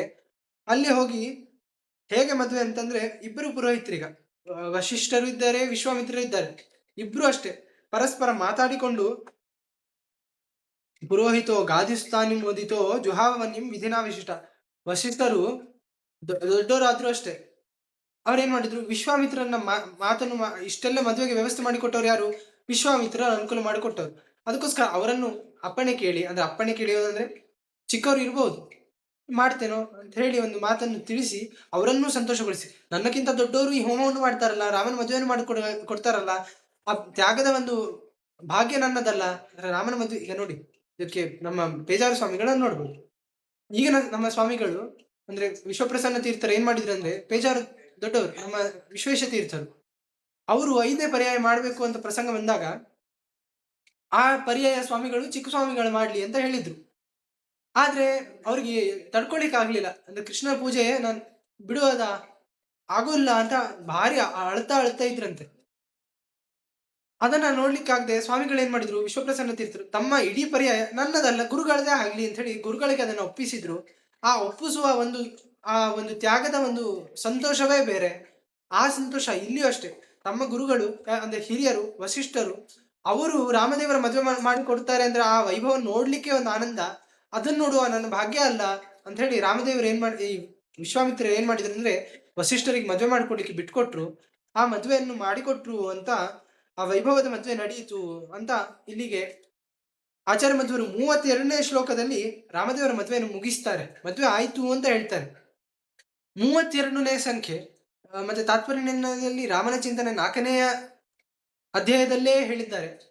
ಇದರಿಂದ ನಮಗೆ ಏನ್ ತಿಳಿತದಂದ್ರೆ, 32 ಲಕ್ಷಣಗಳಿಂದ ಕೂಡಿದ ರಾಮ, ಅವನ ಕಲ್ಯಾಣಾದಿಗಳನ್ನು ಚಿಂತಿಸಿದ್ರೆ ಧರ್ಮ, ಅರ್ಥ, ಕಾಮ, ಮೋಕ್ಷ, 4ನೇದು ಮೋಕ್ಷ, ಆ ಮೋಕ್ಷವನ್ನು ಕೊಡ್ತಾನೆ ಅಂತ ಆಚಾರ್ಯ ಮಧ್ವರು ಆ ಚಿಂತನೆಯನ್ನು ತುಂಬಿಸಿದ್ದಾರೆ ಕಾಣ್ತದೆ.